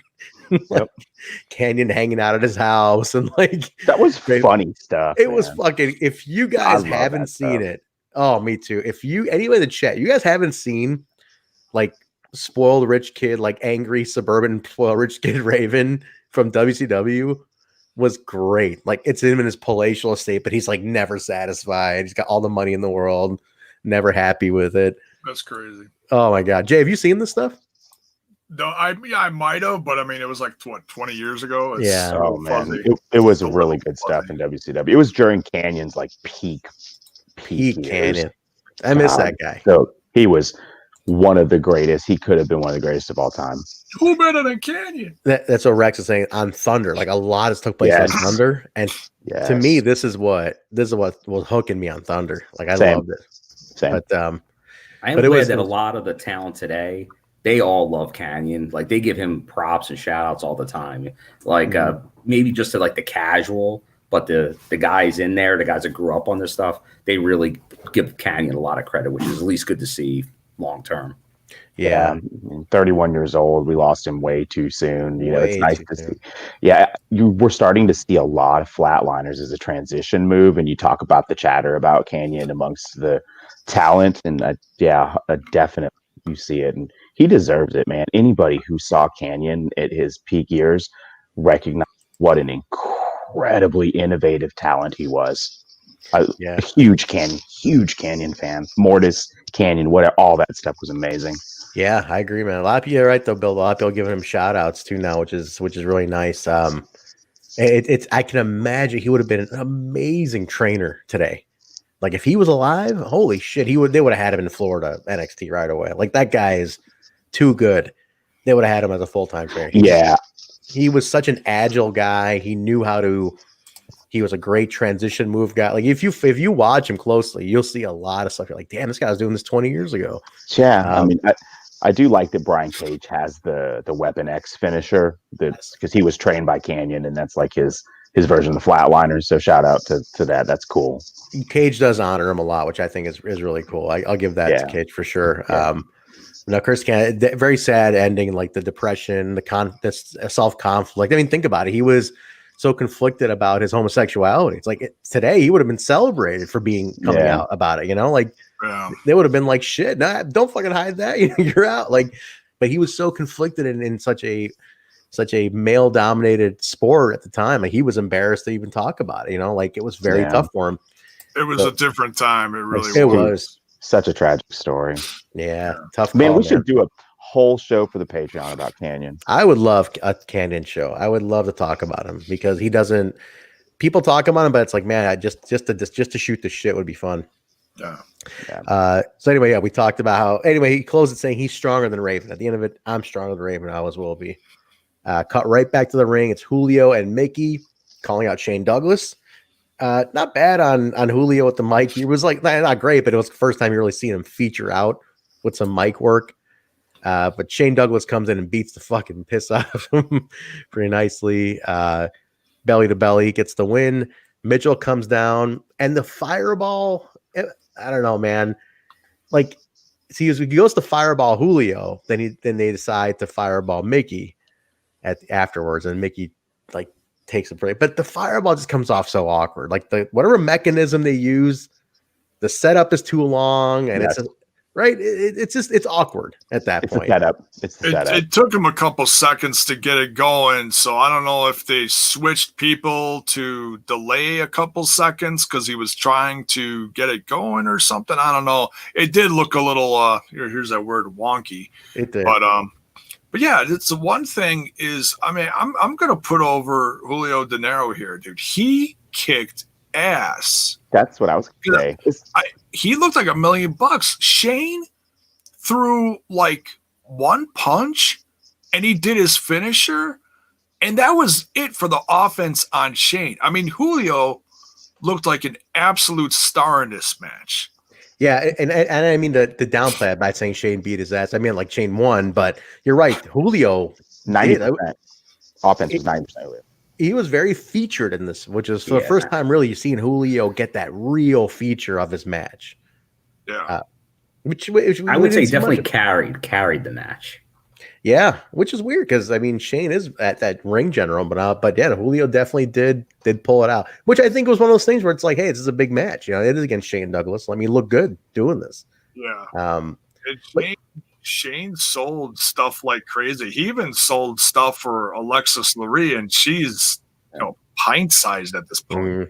So small, like it's so funny to see how small she was at that. Yeah.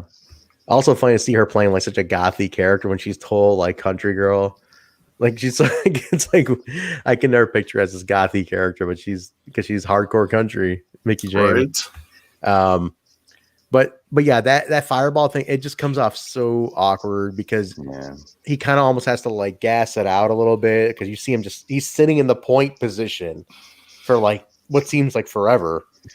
And I'm assuming he's like letting whatever the gas is or the flame, whatever it is, and then when it's enough, you still have to like light it, like it's like it's like it looks like you're ripping a bomb. Like he's just kind of like, he's like trying to light it, but like he doesn't get on the first try sometimes. You see him fiddling with a lighter, and I'm like, oh god,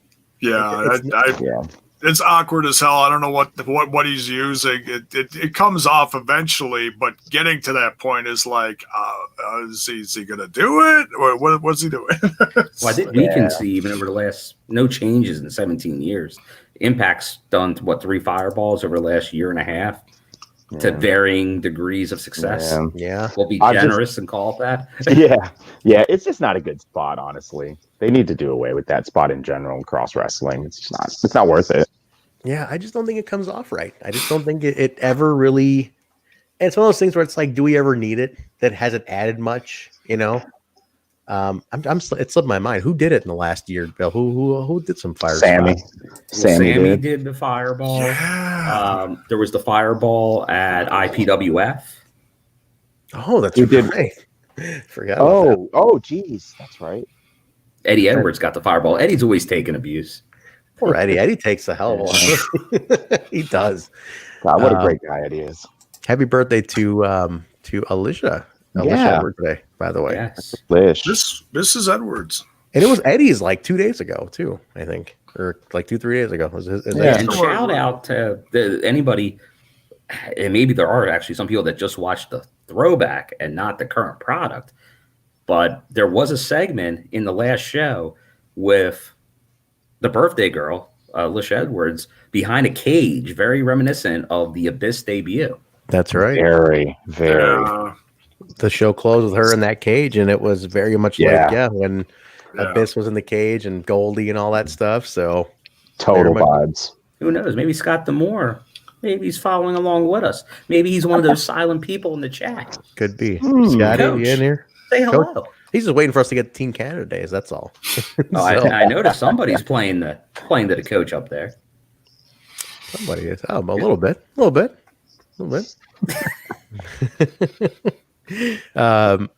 So we get that. So the chain went. All right, so then back to Scott Hudson and Jeff Jarrett. Now he's finding him outside on the gurney. Legend comes out, beats the piss out of him, tips over the gurney. I mean, nothing can break this man. Like, you're throwing the world at Jeff Jarrett at this point. They beat him down outside of the gurney. Come back into the cool down match a little bit. Don with Ron Harris taking on Shark Boy. Like, this is a total cool down match. I love the finish though. It's funny. The finish was good. I mean, so Harris does win, right? So they choke slam to get the win, right? And then they go to unmask Shark Boy, and they celebrate. They got his mask, but they turn around. He has a second mask on. I've never done before, but I fucking laughed, man. I thought it was funny. I love it. It was great. And then he ran it. He got the best of him. Got out of the ram. Man, Shark Boy's awesome. Yeah. How can you not love that character? J Bone is Shark Boy on his Twitter photo. He is Shark Boy. I am. Thanks to Slowpoke, who gave you that mask. That mask is sitting on Manny Bones in the corner. He's just waiting to come back into the spotlight. He'll be back. I miss Manny Bones. It's kind of empty in here. We need Manny Bones back, J Bone. Rumor is Manny Bones is joining up with the band. He does represent. He does. He's got the shirt on. He's clubbing it. You should at least have Manny Bones behind you, because I mean, you're J Bone. Having a skeleton behind you is very that's very on gimmick. It is. I think I took everything off the background when I was partaking in the background of another show while live, and that's why I took everything down just in case, somebody saw something in the background and wanted to ban me for life. So I did that, and then I was like, I kind of like the clean background, and they just kind of kept it like that for a bit. But now I'm going to redo the whole office, and within the next week it'll be done.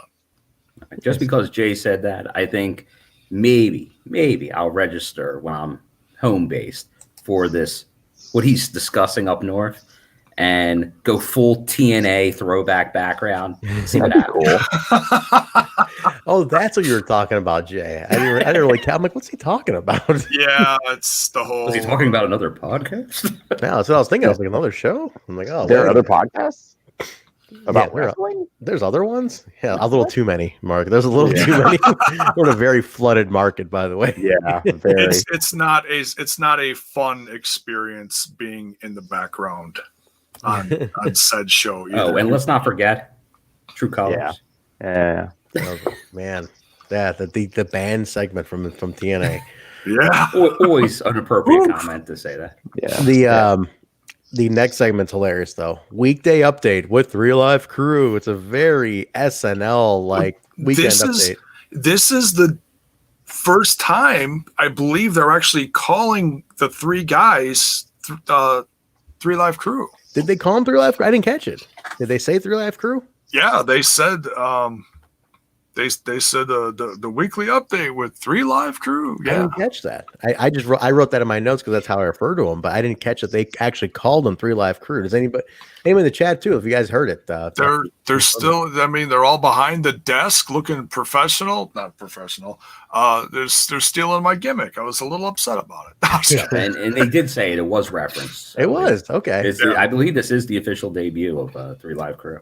What I love is I knew it had to be coming up because I'm like, they got all of them together, and they've been they were on TV together for a couple of years. Then that was when I started watching them. So I'm like, okay, when is it officially going to happen? And well, here you go. I do like that the announcer really did a great job with the SNL guy's voice. Like he really sounded like I always just remember that guy from the 90s. You know, like it's Saturday Night Live, starring Dana Carvey, Kevin Neal, you know, like all that dude. Yeah. I just remember that guy's voice in my head all the time from the best era, in my opinion, of Saturday Night Live, the early to mid 90s era, like the 90 to 94 era tops. In my opinion, in my humble opinion. But he this guy sounded a lot like him, but it was great. It was news with B Dizzle, sports with K Diddle, and weather with the suntan Superman. And at one point they asked Ron Killings, why is your shirt off? And then they were I mean, there was all sorts of like race jokes in here, like they're just busting each other's balls.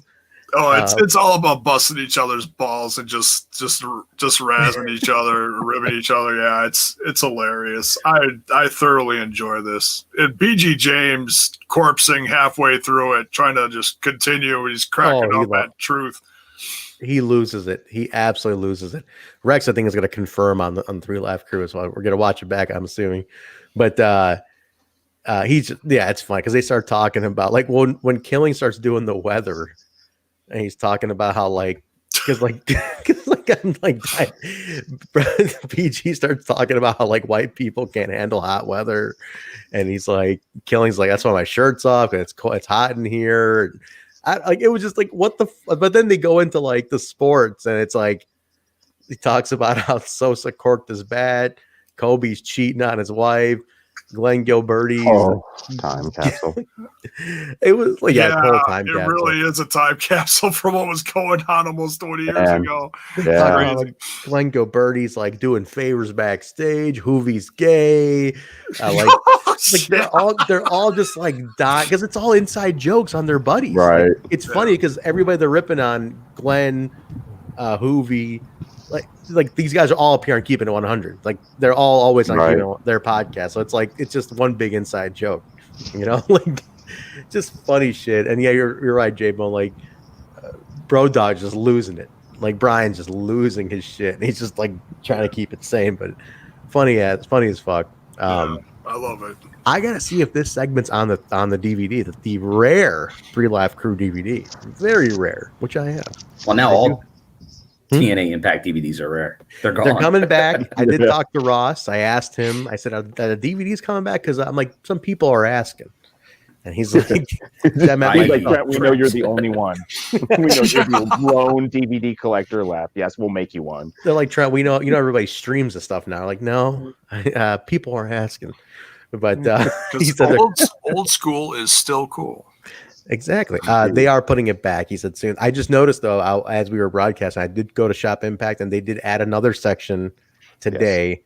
Yes. There's a special Hard to Kill section with the pre-order of the new Hard to Kill DVD for the paper that hasn't even aired yet. And that's the infamous DVD for you, right? Do it. Roll the dice. Well, Bill, they're doing pre-order for the one that hasn't even aired yet. They're already pre-ordering for that one. So and that cover looks sick. I think were they pre-ordering for it at the venue? That's how you did. Is that when you ordered it or no? No, I did it online. Online, but I did. They did do some pre-orders. Maybe it was Homecoming. I think it was Homecoming. In Nashville, they were doing pre-orders. Yeah, I think it was Homecoming. But yeah, the Hard to Kill stuff is out, guys. If you are, the cover is dope, though. By the way, yeah, Mark, you would appreciate the cover. It is pretty cool. Yeah, I saw it today too. Yeah, it's pretty nice. But this is a funny segment. I'm going to see if it's on the Three Live Crew DVD. It'd be a nice little thing to add on. We go to D-Lo with Scott Hudson, talks to NWA title. AJ comes in, they brawl. Red shirt security breaks up pretty fast. Again, I'm shocked that they never gave D-Lo the belt. I really thought eventually D-Lo would get this belt, but no dice. But he cut a great promo. I thought the promo was pretty good. What else we got here? We go from that right away. Kid Cash with the big dude Abyss comes out on his shoulders, taking on Jerry Lynn. And I like right about here is when they explain why Goldie wasn't there. Do you guys catch this? They go next. Yeah. They do mention that they do mention that Scott Hudson is there to replace Goldie because of people's the people that are kind of in a position with the stroke in the back, not that stroke, the other stroke. Yeah. But like Russo's, it's like, yeah, she's out of here, and It's real vague though. It's nothing specific. It's just like, yeah. So I don't. Does that mean that she's actually not coming back at this point? Was that the end of Goldie, or does she come back at some point? No, if that's the end of, I was gonna say, because if that's the end of Goldie, I'm kind of sad. She makes it to Florida. She gets down to Orlando in this Fox Sports days. Like she gets down there. She'll a lot. Okay, I couldn't remember if she was on those because that was when I started watching. Was the Fox? Yeah. Keep in mind, Goldie was still a touring musician at this point too. So she's also touring. If she couldn't make a week, but they explain it by saying, yeah, they explain it by they say like she was disrespecting the champion, so they sent she wasn't allowed to be there. So that's cool of them to keep a reason in there. Yeah, I liked it. I mean, again, that's the brilliant details. Yeah, those little details help because why leave it unturned? I love that there was. It keeps the storytelling consistent. Exactly, and I love that's the most important thing. I love that somebody backstage was kind of like, "Hey, we need to explain why she's out here. Let's put that out there." Yeah, and that's Trent, and just to give a review of this change, I'll mimic the new lead singer of Hemi, Sammy Callahan. Thumbs up, Goldilocks. Thumbs down, Scott Hudson. Shots fired, Bill. Ooh. Bill versus Scott Hudson. No kidding. I had no idea. It's the feud I didn't think I never knew I wanted, but I'm getting it on Throwback. I'm gonna have to bring Scott Hudson on and to have him confront his guy right here. But you can bring Giovanni too, if you can get permission to lead. If you're gonna bring in Spider Nate Webb, my twin, you better do something for Bill. I mean, geez, Louise. What would happen is we'd bring Scott Hudson in, and he would be so even his confrontation would be so produced that it pissed Bill off even more. Like, can't you be angry for real? Even Bill, Scott Hudson here, wondering why you're so upset at me. Looks like I haven't done anything. You're talking about shows from 17, 18 years ago. Let's talk about it. You're like, God damn it! Can this guy be genuine? Turn off the announcer voice, will you please? Well, I'm a little confused by your actions and why you're thinking the way you are, but let's try. I'd like to make you a friend. Oh, fuck you, Hudson. Like a lot of baseball announcers, I'm the same way with. It's like turn the voice off. All right, turn it off. We know it's for show. Let's bring it here. Come on, get real. Let's be real here. But anything goes match is what we got to do. I'm down with that. So we get this match here. It's okay. Now I wrote Abyss did interfere, but my notes here. I don't know about you guys. Mark, give me your thoughts on this. I wrote this is Kid Cash versus Jerry Lynn. I literally wrote down this match could have been so much better for a match. Yeah. It was quick. Nothing. It was real quick, and then messy booking at the end, and not what it could have been. Just nothing. There was nothing to it. I was like, you guys didn't. Maybe they have a rematch at some point, but like, man, for this. Then good. The interference from Just Incredible just sets up yet more. A lot. Yeah. Every time I'm on, I have to mention again that this isn't the Just Incredible I remember from ECW. Like, I don't like this character. I don't want to see more of him. Not in this form, at least.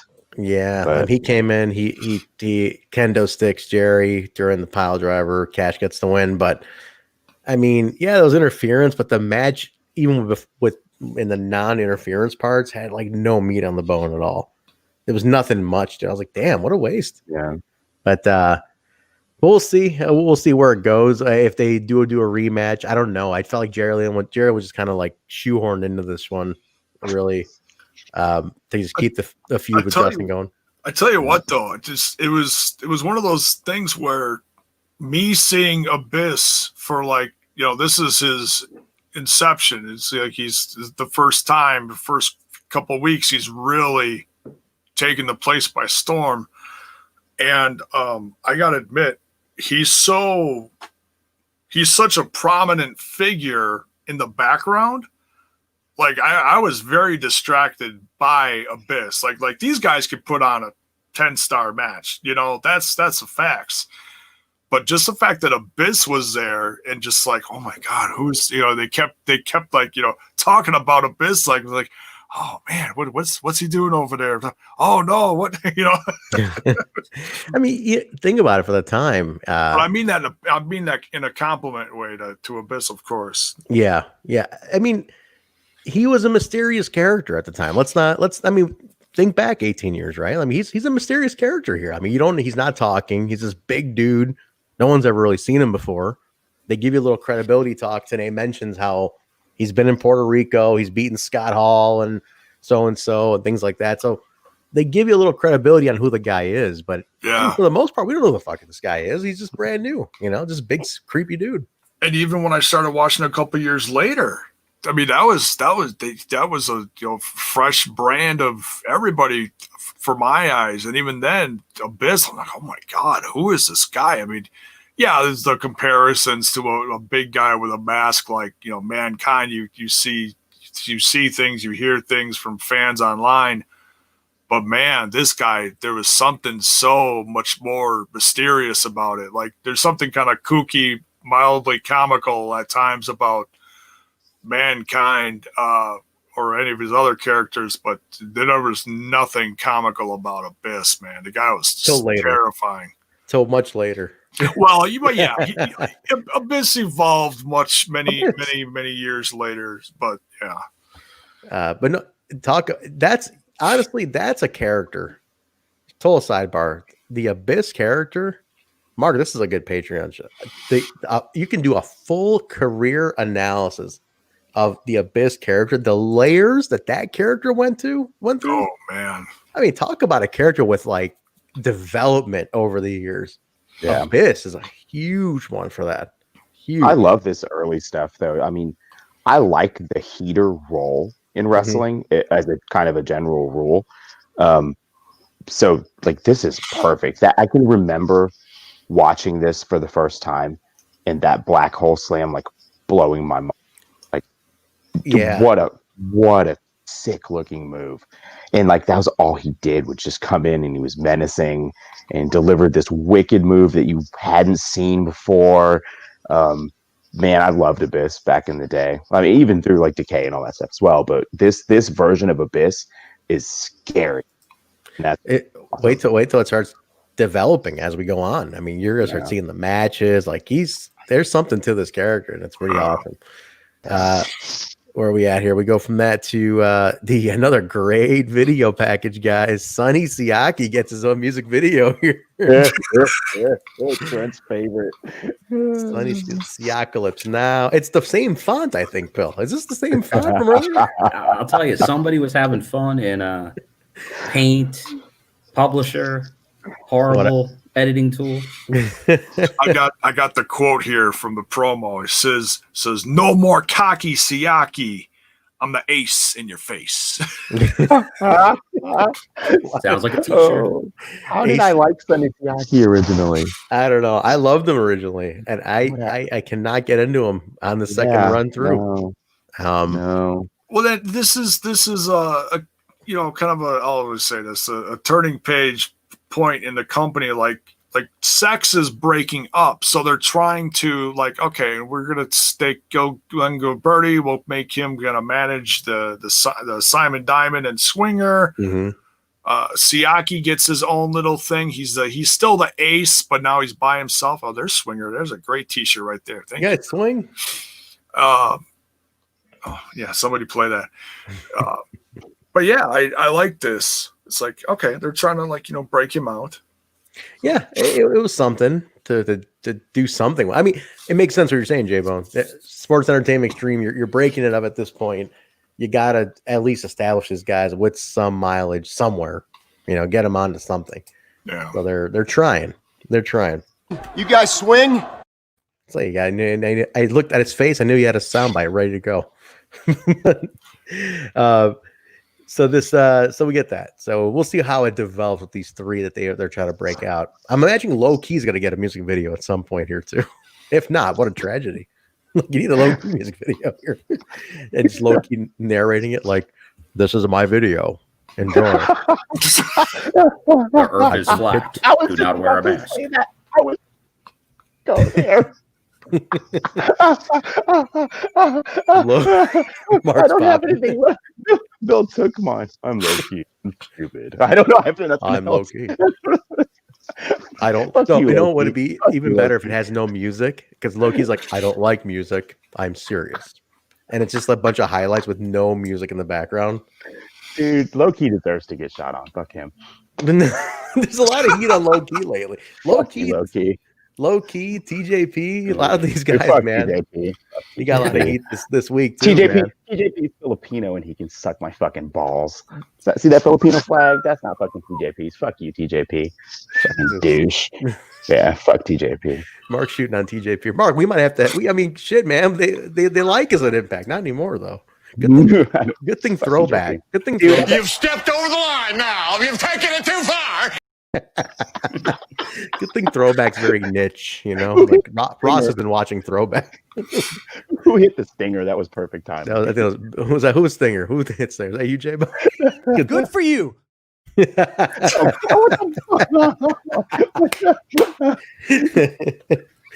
Oh god. Damn. Ooh, my glasses are fogging up. That's awesome. Shit. We go to TNA in the ring. We're almost wrapping up here, guys. We go to TNA in the ring. It's a long throwback today. Weren't you a little stinger, Trent? I was a little Stinger. Oh man, you're gonna draw the picture for me. I am. I've got it. I need the right inspiration. It's got to be perfect, man. Little stinger, Trent. We got TNA in the ring, and he's bringing the Sandman out to present him with the Hard 10 trophy, the tournament that still, for some reason, is teasing us a little bit here. But I'm going to make a statement at the end of this. I'm going to get a lot of groans for it from you guys, I'm sure, but I want to get your thoughts. But let me finish the segment here. Sandman gets the trophy, and he's like, "This thing's meant to drink beer out of." You know, well, today's like, "How you feeling?" He's like, "I'm hurting." Like he's like, "I'm in pain." He's limping. Yeah, he's all limping. But he cracks 3 beers, puts it into the thing, starts drinking out of it, gets out of the ring, realizes I'm going to spill half this thing trying to get out of the ring. I was cracking up. Somehow he gets it out, and then just starts pouring it. It was Stanley Cup, man, just down the hatch on all these fans. One guy looked really scared, like you. The one guy who probably was like, "I've never drank in my life." Fuck. It was Trent. That was Trent in the front row. I'd be like, "What do you do in that moment?" Like I was probably like peer pressured into that moment. But the one guy was all about it. Like, "Fucking yeah," just all about it. Those Lakers. That's probably Lakers. But so he just goes around, and then this big fucking dude, this big fucking huge guy comes on, just bum rushes Sandman. And then who comes out to present what we find out is Edward Chastain, who I pulled up here on my my Wikipedia, and he went by the name Iceberg for a long time, apparently. IWA. I have seen that penis. I don't think Iceberg saw his penis for a long time. But definitely a territory NWA guy. That was a good time. But who is managing him of all people? Motherfucking tackle. Mr. EVP, the invisible hand. Don Callis. The debut of Don Callis. That to me was I popped. Very interesting. With hair, everybody. A lot of hair. Shorter than it was when he was Jackal, but Don Callis. See, that's the haircut I had back in the day. That's my haircut. I was insanely jealous of this current. Well, we can confirm it. Bill, show everybody the haircut J-Bone had. I think it's there's a soundbite of Bill and J-Bone's haircut there. We could remind everybody what J-Bone used to look like. Jiminy Christmas. There he is, Don. Look at that. Bone Callis. That's 30 years ago. Nice head of hair you had there, J-Bone. Yeah, if the mullet is a business up top, party in the back, that's a party all the time. That definitely was a party all the time. That had a lot going on. J-Bone, you remember what it was like to have hair? You remember those days? I have dreams every once in a while, and I just wake up crying in my cornflakes. I know a guy named Cy Sperling you should talk to. Maybe I'll put you in touch with this guy. Is he the president? He's not only a president, he's also a client of his own company, and I can put you in touch with him. Imagine that. I like that line. I'm also a client. That's it. What is that new company you always see advertised? You see it in Walgreens. It's the hymns for him and her. Hymns, yeah. They're supposed to be pretty good. They're supposed to be pretty good. And those new ones now. But I used Rogaine in the mid to late 90s. Yeah, no. Didn't work. No. All face. Thumbs down. No, just I would use it always at the wrong time of the day and end up with a wet head of hair. And why is your head all wet? It's Rogaine. You use Rogaine? Oh hell no! I like Mark going. Clearly, it didn't work. Machine gun. That's it. Play the machine gun. Mark, I get the machine gun first time ever. Machine gun. Give him. I'm talking full on machine gun, not just Kenny and Don. Kenny and Don. He gets Kenny and Don.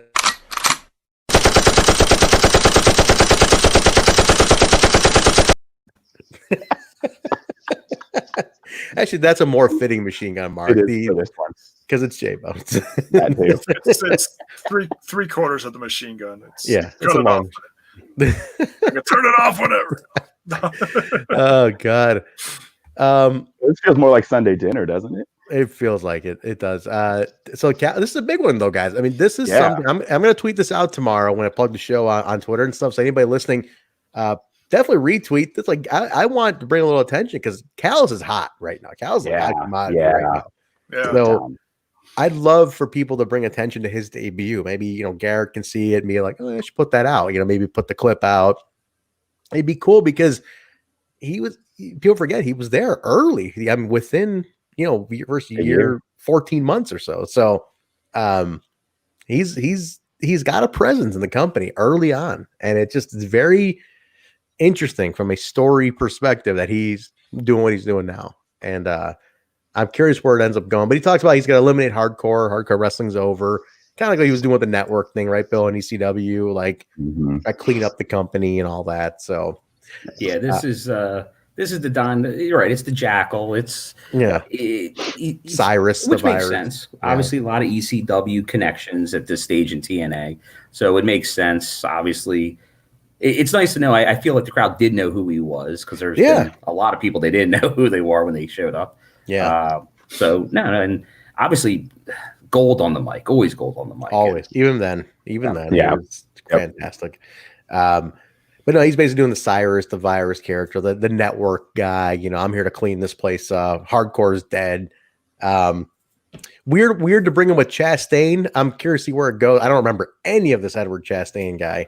Me neither. Billed at 500. He was a big dude, but I don't know if that was the right guy to like debut him with. But that never gets mentioned that he actually debuted with Edward Chastain. So when I put this out tomorrow, I hope that Garrett from Impact maybe sees it like, let's clip it and put it out. People are like, who the fuck is Edward Chastain? We're still saying that. What a scumbag! Yep, there he is. We go to the part 2 of the Behind the Paint. Great graphic job right there with the floating sting head. Again, another great graphic job. This one's a little more about people. He's talking about just Dusty, Flair, for word association, Piper, Bret, Warrior, Vince McMahon, Hulk Hogan, Savage, the internet, just kind of like word association stuff. Yeah. The one that got me though, he didn't really know what to say about Piper. He just kind of was like, good character. I was like, ooh, they got heat because he was very quick on everybody else. That was interesting. Yeah. Well, he didn't really work with him. He just knew him from the other company, right? It's about I don't think they probably I don't think they ever wrestled in WCW. They might have. I mean, everybody wrestled everybody at some point, but 98 Piper's time, I'm thinking, Piper was a face, so a Sting. They probably never really crossed paths in a match. Unless for some type of multi-man tag match that somehow it happened, but I don't feel like it did. That's weird to think that they could have never locked up. I have to assume they had to in some way, but maybe not. They were both baby faces at the time, So yeah, I'd be curious to look that up. Critical Sting, Sting and Luger, Wolfpack versus Roddy Piper. That happened? Is that real? That happened. Rowdy Piper and DDP. I see it here too. Wolfpack Sting's not real Sting, FYI though. There is it looked like they did something. That was it though. That's all I'm seeing. So okay. Wow. So maybe one match. That was it. That's crazy. That's nuts. One time. There had to be like more somewhere. Maybe a house show. But House shows, yeah. He says about Warrior. He's like Jim Hellwig. He's like weird guy or something. He's like weird guy. But he puts over what does he call Hulk and Vince? He calls him he said something about him. He's like Babe Ruth of I forgot what he said about the two of them. Oh, he called Hogan the Michael Jordan. Michael Jordan. But he was like, they're both essentially the Michael Jordan business, like one and the same. Jordan 1 and Jordan 2. Puts over Savage, the internet, and all that stuff. So a quick little sit down thing. Not too bad. Yeah, if you want that, he's still doing that today in AEW. Is he just talking? Yeah. Is that what he's doing? No, dude. They already botched this. Was he there yesterday, Bill? Did you see him? He was there. He walked out, but I think I did see posted. I think AEW posted. It could have been this interview from 17 years ago. Is what like pretty much the Sting coverage they have. It's like unsanctioned Sting. Did you ever go to a up north show that he was on? He wasn't on too many, but you ever go to any when he was on Sting? Because what I'm getting at, what I'm getting at is if you've seen him across WCW, TNA, WWE, and now AEW. Honestly, that run was so forgettable up north. It's so forgettable. I've gone to a few different. I got to see. He appeared on one. Maybe I did go to a Raw. He may have been at. Because the Mania he was at was West Coast, right? Yeah, it was outdoors. Yeah. But yeah, he wasn't in too many appearances though. Like not many, you know. One of them was even a dark match. He had 2 matches, right? Only up there. Was that what 3? Because one ended up being a dark match that just got released on a DVD. And that was it. Wait, like, he didn't do much. Sting had a dark match in WWE. After a Raw, he had a 3-on-3 dark tag match. It's like him, Big Show, and somebody else. Weird. That was it. And that just got put out on the DVD, and that's all that the purpose that it was such a weird run. It was almost like they signed him just to get the licensing to put out some material, and hey, make some money. We'll make some money. Cool. And you say you were here. That's all it was. Hall of Fame. Ooh. That's pretty much what they wanted to do. Just get him in the Hall of Fame. You know, get the name under their banner. So interesting. Yeah. The next segment, though, gentlemen, Trinity with Scott Hudson, and I wrote my notes were, my God, that dress. Wow. that was just like a one piece. That just was there a segment here? Who cares? Who cares? That dress, my God. I mean, she's got a little brashy, little delivery, but I didn't care I didn't care how mean she came off. That dress was hot as fuck. Yeah. It was tight. It was tight. Painted on tight. I always like Trinity. I like that's my kind of look. I dig it, man. And that dress just, you know, I might have I was paying very close attention to that whole segment. Gorgeous. Just looked great. Banging. Yes, definitely banging. Total Francine vibes. Exactly. That's what it was. Because Francine had a similar dress like that at one point. That's what I was trying to figure out. Vibes. Totally. Just that whole look. Just the hair back and blown out. And you're right. You're tight black lycra skirt, like very Francine. Oh, you're totally right. It really was. That's probably what Francine mentioned. That gets back to an earlier topic. It was not Francine. With that, what's good? Elaborate on that. What are you talking about? Who we ran into. Oh, okay. We'll talk about. All right. We're almost there. We're almost at the end of the show. Okay. All right. What I like, she talks some shit, and then she does the whole thing. She kind of was like, "Hey, Goldilocks," you know, we'll just kind of give a little tease of we're gonna feud eventually. Me and you, Goldilocks, we're not cool.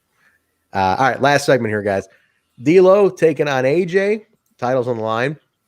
D'Lo talks about how he brings in his equalizer. He's I'm sick of getting your interference. I got my equalizer, and security brings out Russo in what is what is a prototype of the King of the Mountain cage. In a way, Amazing. Russo's still in Jarrett getup, by the which I thought was funny.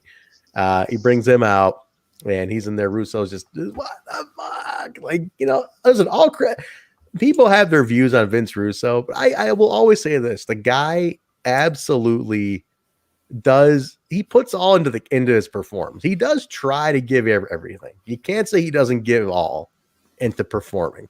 You know, his charisma's on 10 here, and he's like he's trying like hell to literally, I'm putting this in quotes for the people listening audio, rattle the cage without breaking the cage, because this thing looks so damn flimsy. It's just hilarious. I noticed, yeah. I was like, and he's still in the Jeff Jarrett getup, which makes it even more funny because he just looks goofy as shit, like freaking out in this little itty bitty cage made from chicken wire. It's like, oh my god.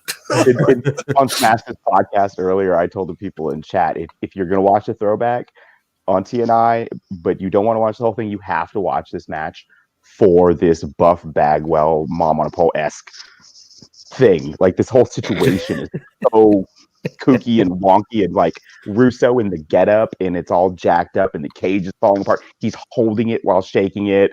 Dude, this ruled. Like, this was like the best main event ever. I love it. Yeah, you warned me about that earlier today, and I'm like, oh my god, man. what is gonna? Because you were like, it was like the equivalent of something on a pole, and I was like, oh god, what is this? I loved it. I like this Russo. He's funny. He's entertaining. I mean, he might. People have issues with some of his writing, but I'm like, that's a writer. I mean, you can go wrong as a writer here and there, but as a performer, I think he was a better performer than people give him credit for. I think he gives it all. He gets heat. He gets heat. You know. I don't normally.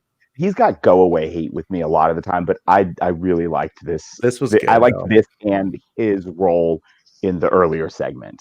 Yeah, were both good. You know what it is? Him as a manager is better than him as a focal point leader of like sports entertainment extreme. Yeah. As a shit heel manager, he's fucking great. You know, just getting heat. But don't like maybe leading a faction is a little too much, but just be that shit talker manager. That's all for one guy, one or two guys. You know, that's about it. Yeah. But match was okay. I mean, D'Lo again, still super over. No matter what week it is, I swear to God, if I ever meet D'Lo again after watching, I'd be like, dude, do you know how over you were in TNA? Like, that's fucking mind blowing. A lot of interference on this one, though. Trinity gets involved, hits a moonsault with the dress on, by the way. Unbelievable. I did not watch that back in slow motion repeatedly. Lies, all lies. Siaki comes out, Kane shots on D'Lo. AJ wins with the frog splash, D'Lo's own move. So kind of fuel the fire on that one. I feel like this was the end of D'Lo's kind of hype train run. And I still think there should have been a moment where because he got fucked. He kept getting fucked every time. I just feel like with as over as he was, I think he could have cut it as a champ, even for a short run, 2-month run, tops. It would have worked for D'Lo to finally win the belt after constantly getting screwed. It would have been nice. Hakeem told me to get D'Lo on this show. Yeah. I would love to. That's one that they can probably, because D'Lo still works for the company. So we can make a reach for that one. I'd love to get D'Lo on for a few minutes on this one. That'd be cool. That'd be awesome. Maybe we'll pull him out of wrestler's court. Yes. Yeah. DeLorean come make an appearance. Yeah. I am going to keep mentioning Chris Harris again. I really would like to get him back. He was so much fun. He's down. I'd love to get Harris and Storm together. It would be amazing. Oh, man. That would be incredible. Could you pull that off? We could probably try to pull that off. That's one where we might be able to do that one. Unofficial AMW reunion, man. For me, talk about a peak moment for me. Yeah. I've never met Harris. Storm I've met several times, but Harris I've never met outside from the show. But we know he's cool as shit. He sat down here for an hour and a half, like telling stories, shooting the shit. He was one of my up until Gia. He was my favorite. He was awesome. Yeah. Dude. They were hanging out together over the holidays. They're still tight. Yeah, they're still boys. That's great to see too. I love that. I love seeing that they were together, and it's like, man, family first. You know, it's cool. Yeah. Cool. But they take D'Lo afterwards, throw him into. Russo gets out. They throw him into that cage, the Kayla Mountain prototype. They throw him in there. They just start beating on it. I think they realize that this thing's not going to make it, so let's fucking kill it. So they just start beating. They tip it over at one point, and they're just bat shotting it. And we go off the air with the bat shot, and that's it. That's episode 53. What happened, Jim? What's crazy is Siaki shows up and helps AJ win. So you got Trinity and Siaki joining Russo's new little, like his own little, crew. So AJ's champ, he's got Russo. Now Siaki and Trinity are with him. That's interesting. Very interesting. You could tell Russo saw it in Siaki, whatever we saw at the time. Like he definitely wanted. He tried a lot with him. Yes. He got a lot of attempt on Siaki. Trinity too. Also, she's a New Yorker. I'm sure there was a little bit of like Russo saw it, can probably mold her a little bit. Because she had a look, she had the attitude. I can see where she just needed a little bit to get. She needed the right story. The thing with Kid Cash, it's funny. Even Disco and Conan mentioned how some of it was hard to watch. He's like, even then, which Mark, we've talked about how it's tough to watch how he really berated her, but she definitely played the abused girlfriend a lot. And apparently what I found out during the Keep It 100, they were really dating at the time. So which made everybody in the back kind of like more awkward. They're like, man, he's really like slapping the shit out of his girlfriend. Crazy. But like he would really get on her about like fucking up and like, you didn't take that right. It's just like, I mean, they were serious about their craft, but he's like, Disco's like, it was just tough because they were really dating. It was like, shit, let's go. How's home life here? But but that was it, guys. That's we went off the air. 53, tons on the show, a lot going on. It feels like a bunch of fresh starts too. It does, and just like a bunch of shuffling of allegiances and storylines. This was a busy episode. I loved the last ending. The match itself wasn't great. I liked all that booking. I enjoyed it. I thought the bad stuff was great. Highly recommend go back to watch this main event. Yeah, it's set up. It's like you said, it's set up a ton. It just set up all your different roads now, right? Yeah. What I noticed this one's longer because usually, like I bullet point my numbers for my notes. Usually we follow about 18 segments. Jay, I don't know if you do this for your notes, but I usually get about 18-ish segments on an average of the TNA shows. This one had 24. I had 24 little segment notes on mine. I've got two. I got two full pages. So it's always fun. It's always fun to see that, guys. So that was it. 53. If you didn't see it with us, if you didn't watch it prior to us, good little company piece. If you want to go back, watch it on the app, and then listen to us here, then you'll kind of see the running commentary, with us. But very interesting episode. It really, put it this way, if I'm watching it week to week, paying for it, I am ready to pay $10 next week. Because now I know where all this shit like, where does it all go? What happens next? And that's it. So that's 53. Check it out. Impact Plus, $7.99 a month. Now, we guys waited patiently. Bill, we retained a nice little crowd here. Who tell us about who's the run-in now? I want to hear this. Who did you run into in Florida? Let's hear this. There is a TNA connection. Okay, let's hear it. Okay, so for those with that early TNA knowledge, did not wrestle, but I believe was on there, definitely referenced on the first episode, first pay-per-view, and competed in number 2 in the lingerie battle royal. All right. Okay. Next hint. She was the final eliminated participant in that battle royal. I think, can I make a guess? Are we venturing guesses? You can make a guess. Is it April Hunter? No. Not April Hunter. Okay. Oh, it's right in my notes right here. Hang on. I don't know. I'm still in the same notebook because I'm just like, each episode. You can't cheat. You can't use your notes. No, I'm using my notes. I wasn't watching along with you guys yet, and I didn't see the first original 20 or something. Francine was in there. She was in there. It was not Francine. Francine was in TNA? Wait. I got. Yeah. Episode 2. Jasmine St. Clair. No. It was not Jasmine St. Clair. We should have her on the show. I've got the winner was Taylor Vaughn. That's who won. Do you know who she eliminated last? Wasn't April Hunter? I'm thinking it was April Hunter. Shit. ECW person, right? ECW. There wasn't that many women in ECW. Like Dawn Marie. Later ECW. We had Miss Congeniality, which was Lita. It wasn't her. You already said Electra? Bam. Are you kidding me? What was she doing there? She's working at the place. She's down in Florida. She likes it. She's technically working for the House of Mouse. Wait, she's working at AEW? No. She's working at Disney. She's working at Disney. Oh, How did you recognize her? How did that work? Well, she was actually working. She was our server. She was working there, and wow. Did you recognize who she was? Well, I was wearing my my Game Changer wrestling hoodie. Okay. And it kind of has vibes of an old ECW look. It does. And she noticed it from the back. She's like, I'm reading that. It's like, is that wrestling? And then it's like, and it's like, it's GCW. She's like, where's that out of? And it was like, Dave said Philly, and I said like Jersey, but it's like old ECW. She's like, oh, I know ECW. And then like just after coming back and forth a few times, she's like, oh yeah, I used to wrestle. And then it's like, all right, just putting that in the head there, put it in the head. And then she walked away, and then she kind of said her name, and she's like, oh yeah, people have recognized you before, but obviously face mask and all that, so you're not really telling. Right, but then her next time to turn around, I'm like, I kind of knew it. I'm like, I kind of said, I think I got it. I think I got it now. Yeah. And then she just came out with it. It's like, yeah. It was Electra. Dude, Electra. I was a huge Electra mark, man. I thought she was. I loved Electra because she was fucking.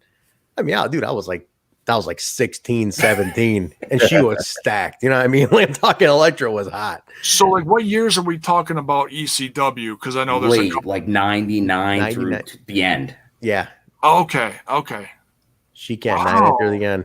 Her debut promo. Because I don't know any like ECW stuff, but I'm very intrigued. She was just like, New York hot. I'll fucking tear you apart, but then I'll love you all night long, make you dinner and shit. Like, she was hot, man. But I remember, I'll never forget her first promo. I think it was her first promo. Because she was with what's oh my God. Doring and Roadkill, right? Yeah. No, but before Doring and Roadkill, she was somebody else. Oh my God, I can't remember who she was. Because I remember she took a shot at Roadkill, and she's like, Roadkill, your tits are bigger than mine. Like, I'll never forget that promo she gave. But and she's also former Mrs. Big Dick Dudley. She is. She was married to Big Dick Dudley. Very little known. I think they have a kid. They have a kid together too. That's wild. Is he still around? He's dead. No. Okay, that's. I thought so. Yeah, I didn't think he was with us. Yeah, he passed. Congrats to Rex for guessing it in the chat. Yeah, he got it early. Nice, good job. Rex knows his TNA, man. He knows. Well, I think once I started giving those TNA clues, he knows his TNA episodes.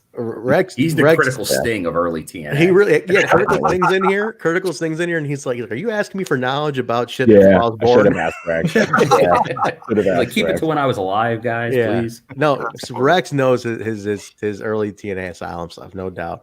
I love Electra. That's a really cool. That's a random run-in, Bill. You didn't get an autograph, something, did you? Photo autograph? I did not, but Dave did get a picture with her. That's awesome. Nice. There you go, Dave. And now we got to know. Like, there's a good chance maybe on a future visit may stop by and say hello again. I would love to. I'll be joining you on one of these at some point because I'd love to definitely go. And kudos to her because we got talking at the end there, and when she retired, she totally quit the business. Oh, she was out. She's like, I'm done. Like, she's been called to come back for different things here and there.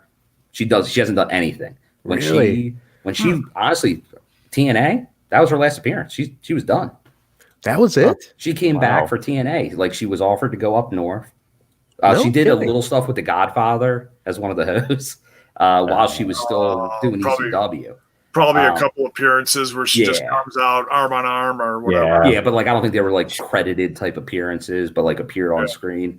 But then she took those. She didn't go up north full time. She didn't want to move and do that. Then kind of stayed out of it. Did TNA briefly for those first 2 episodes, but then was out. Never came back. She she did debut for she was with Dorian Roadkill. But then she turned on him. I forgot whoever she turned on him. Oh, she went with God, who did she she go to the new Dangerous Line CW and no, I'm trying to think who she ditched them for. She did something or she turned on Dorian Roadkill. I can never remember what. But she joined somebody up afterwards, and then that's when she cut that promo on Roadkill. Oh, she turned on Danny Doring and Roadkill. Yeah, she did, right? She did turn on. That's what I know. I knew she turned on him, and she went with somebody else. And they lost against the New Dangerous Alliance. That's right, because she joined up with Louis Dangerously and all that, and that whole deal. But super cool. Very, very fun running. So she's at the House of Mouse, huh? She's over there. Good for over there. Good for her. We know there's obviously Florida's become like all the wrestlers are in Florida. Like everybody's living down here doing things. That's there's a good chance you could run into obviously you see the randomness down here for a couple of days. I'm just running into people left and right. You run to fucking Hulk Hogan for God's sake. You know? Hogan, that's nuts. Crazy. Yeah, he's slightly more famous than Elektra. Yeah, a little bit, right? But that's cool. That's very and cool. both TNA. It's just it happens. Has the TNA connection. I used to lay out. But I will say this: ECW was pioneering this back on their website because they were one of the first companies to really pioneer, to really take advantage of the websites. Remember this, Bill? The cyber slams and all that stuff they used to do. First time, I mean, WWE ripped them off years later, but they were the first company. Like they were having fans vote to book matches and shit, and but they were big. They used to release digital like photo shoots of all the girls. Like that was a big thing before Diva stuff was all a big thing. They were doing that shit for a while, and they had these shoots of Francine, Elektra, and Alita, all the girls, man. But the Elektra shoots were hot. She was a hottie, man. She went to Dewey and the Sopranos for a couple episodes. She was one of the Big Girls. Oh wow, yeah. So if that gives you guys any perspective, she was hot. She was a hottie, man. So very cool. Very cool run. Thanks for sharing that, Bill. Good. I'm glad you guys get some random fun. Just random run-ins like that. Very fun. That's cool. But that's good. Yeah, that was it, guys. That's 53. That's Bill's running news. We'll be back on Sunday with the Impact Plus Weekly roundtable. But don't forget though, before that we got Genesis on Saturday. So I think is it good. Bill, are you back for Genesis? Or are you still on the road? I am at a show, so I probably, if anything, it depends. Like, so is it just Smash, or are you doing the simulcast? Well, what's the simulcast? Yeah, you're doing the simulcast. Yeah. So depending on what time you guys are on, but it's a show that's not as close to the hotel as like tomorrow night's is. Saturday might be a little more of a travel, so stay tuned. Definitely check in. I may or may not be making an appearance. All right. Either way, the three of us will be there. J-Bone, Mark, and myself. Mark, you're still in for that? Yep, I'll be there.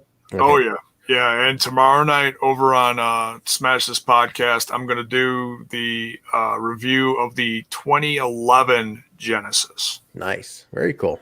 Very cool. Nice little throwback. But guys, don't forget so we'll do that this weekend. Then the Impact Plus Weekly. It's a busy weekend for us, and next week's a little busy too. But then we kind of get back to normal after that. But join us for that. Don't forget this podcast also available on all audio formats: Apple Podcasts, Stitcher, SoundCloud, Google Play, iHeartRadio, TuneIn Radio, Spotify, Pandora, Amazon.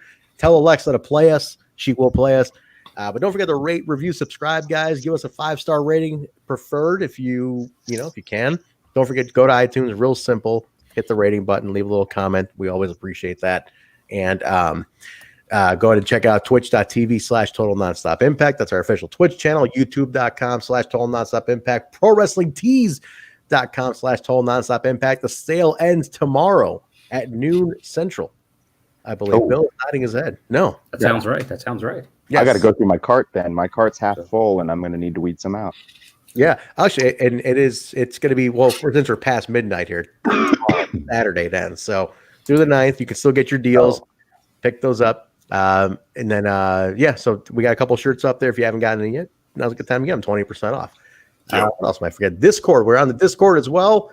The Discord link is at the bottom in the description of this show. So go ahead and join us on Discord for some extra chats. If you missed it, guys, Tuesday night is the flagship show. We had Sammy Callahan on this week.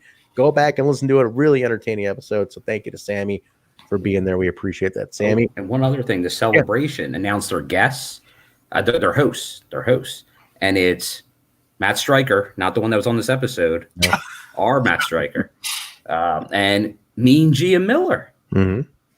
Yeah, we talked about the top two. That Gia, she appears on TNI, and then what do you know? She's a host of Celebration. Correlation? I think so.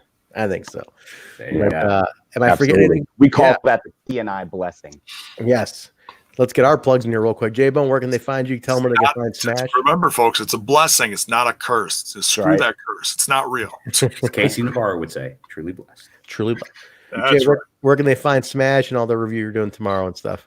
You can find Smash This Podcast on YouTube, Twitch, and all the other socials, the Facebox, the Twitter box, and the Instanet. And you can also find me personally on the Twitter box at Jaybone5150.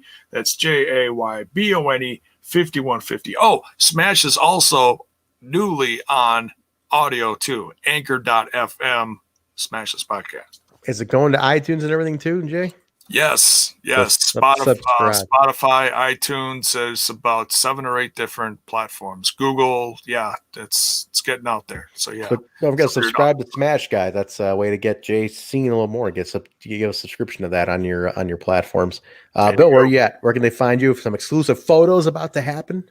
There could be some stuff coming up pretty soon. So find me on I'll probably put it on both, some of these. So on Twitter and Instagram, same name, William M. Gardner, Gardner. Very nice. Mark, where they get you? Right there, to Taya WO. I should probably change that when Twitter will let me, if they will let me, but I'm on the Twitter box. That's it. That's where you can find me. Very nice. Guys, you can get me at Trendsbury over on Twitter. Best place to find me on the Twitter box. And also at the Backstage Boys podcast with Basil, at the BSB Show on Twitter, Facebook, and on Instagram. It's the Backstage Boys BSB Show Pod on Instagram. We just had Speedy from AEW. AEW's photographer. Speedy was on with us this week. Week before, we had Garrett from Impact Wrestling. He's the social media manager. It is a behind-the-scenes type podcast. So give us a follow for the Backstage Boys podcast, guys. It's twitch.tv/the BSB Show, and we go live on Mondays before J-Bone goes live with his stuff. So we'll be on kind of during Raw. So if you're not watching Raw, you can watch us and talk about some industry stuff. And tell them who's coming up this Monday. This Monday, for Impact Wrestling fans, we got a weird get. The Karate Man is joining us. Good luck preparing for this one. I don't even know what to say. He told us not to waste his time until he can get back to his training. That's what he said to us. He's like, don't waste my time. He's like, make this quick so I can get back to my training. But the Karate Man, not Ethan Page, the Karate Man will be joining us on Monday. So tune in with that, guys, and then we'll you'll be very entertained. But I think that does it for us. Episode 54 will be next week, guys. Watch on Impact Plus. Be ready with us and follow along. If you haven't seen 53, go back, watch it. All the old ones are on our YouTube channel too. Go back, enjoy some of these throwbacks. They're a lot of fun. So, guys, have a great weekend. Tomorrow, it's Friday. It's past midnight. It's Friday now. Enjoy your weekend. Be safe. We'll talk to you guys on Saturday for Genesis. Have a good night, everybody. Talk to you later.